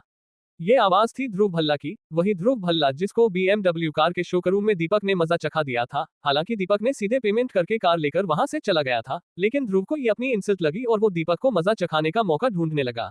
आज उसने दीपक को कॉलेज में देखा और दीपक को मजा चखाने के लिए दीपक के पास आ गया। दीपक ने उस पर ध्यान नहीं दिया और अपने दोस्त के साथ बातें करने लगा। ध्रुव बस बोले जा रहा था, लेकिन दीपक ने उस पर ध्यान नहीं दिया। सुना है तुम्हारी मां मर गई और तुम्हारे सौतेले बाप ने तुम्हें घर से निकाल दिया, सो सैद, ध्रुव ने दीपक को जलील करने के इरादे से ये बात कही। दीपक ये सुनकर गुस्से में तमतमा गया, उसकी आंखें लाल हो गई, उसने अपने हाथों की मुट्ठियां कस ली, उसके हाथों की नसें दिखने लगी। ये देखकर ध्रुव अंदर से घबरा गया, लेकिन उसके पास वाले टेबल पर सुप्रिया बंसल अपनी कुछ सहेलियों के साथ बैठी थी, इसलिए उसने अपना डर अपने चेहरे पर आने नहीं दिया। ये वही सुप्रिया है जो ध्रुव के साथ BMW कार के शोरूम में आई थी, और वो ध्रुव की गर्लफ्रेंड थी। लेकिन उस दिन के इंसिडेंट के बाद सुप्रिया ने ध्रुव से दूरियां बना ली थी, और शायद ये बात ध्रुव भी समझ गया था कि सुप्रिया उससे दूर क्यों जा रही है। इसलिए वो सुप्रिया को इम्प्रेस करने के लिए दीपक को नीचा दिखाने की कोशिश कर रहा था, लेकिन बातों बातों में उसने दीपक के पुराने जख्म हरे कर दिए थे, और उसको इस बात का अंदाजा भी नहीं था कि अब उसके साथ क्या होने वाला है। दीपक ध्रुव को मारने के लिए आग बढ़ा, इतने में वहां पर एक लंबा चौड़ा पहलवान टाइप आदमी आ गया, और ध्रुव को बचाते हुए ध्रुव के आगे और दीपक के सामने खड़ा हो गया। सामने से हट जाओ, वरना, दीपक आगे कुछ कहता। एक जोरदार पंच उसके मुंह पर पड़ा। पंच इतना जोरदार था कि दीपक उड़ते हुए कैंटीन के दूसरे कोने में जाकर गिरा, और गिरते ही वो खड़ा हो गया। उसे उम्मीद नहीं थी कि कोई इतना भी ताकतवर हो सकता है। कि वो ब्रह्मांड के सबसे ताकतवर इंसान से मुकाबला कर सके। जब उसने अपने खून से 10,000 बार पेटिंग पर यंत्र लिखा था और सुब्रमण्यम उस पेटिंग से आजाद हुआ था, तब दीपक एक आम इंसान से 10,000 गुना ज्यादा ताकतवर हो गया। लेकिन आज ऐसा क्या हुआ कि एक आम इंसान के एक मामूली पंच से वो इतनी दूर जाकर गिरा। हालांकि उसे पता भी नहीं लगा कि पंच से कितना दर्द होना चाहिए था, वो बस नॉर्मल था।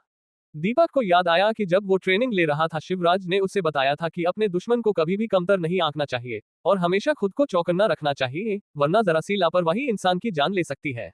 ये बात याद आते ही दीपक ने अपने आप को लड़ाई के लिए तैयार कर लिया। चारों तरफ लोग इकट्ठा हो गए।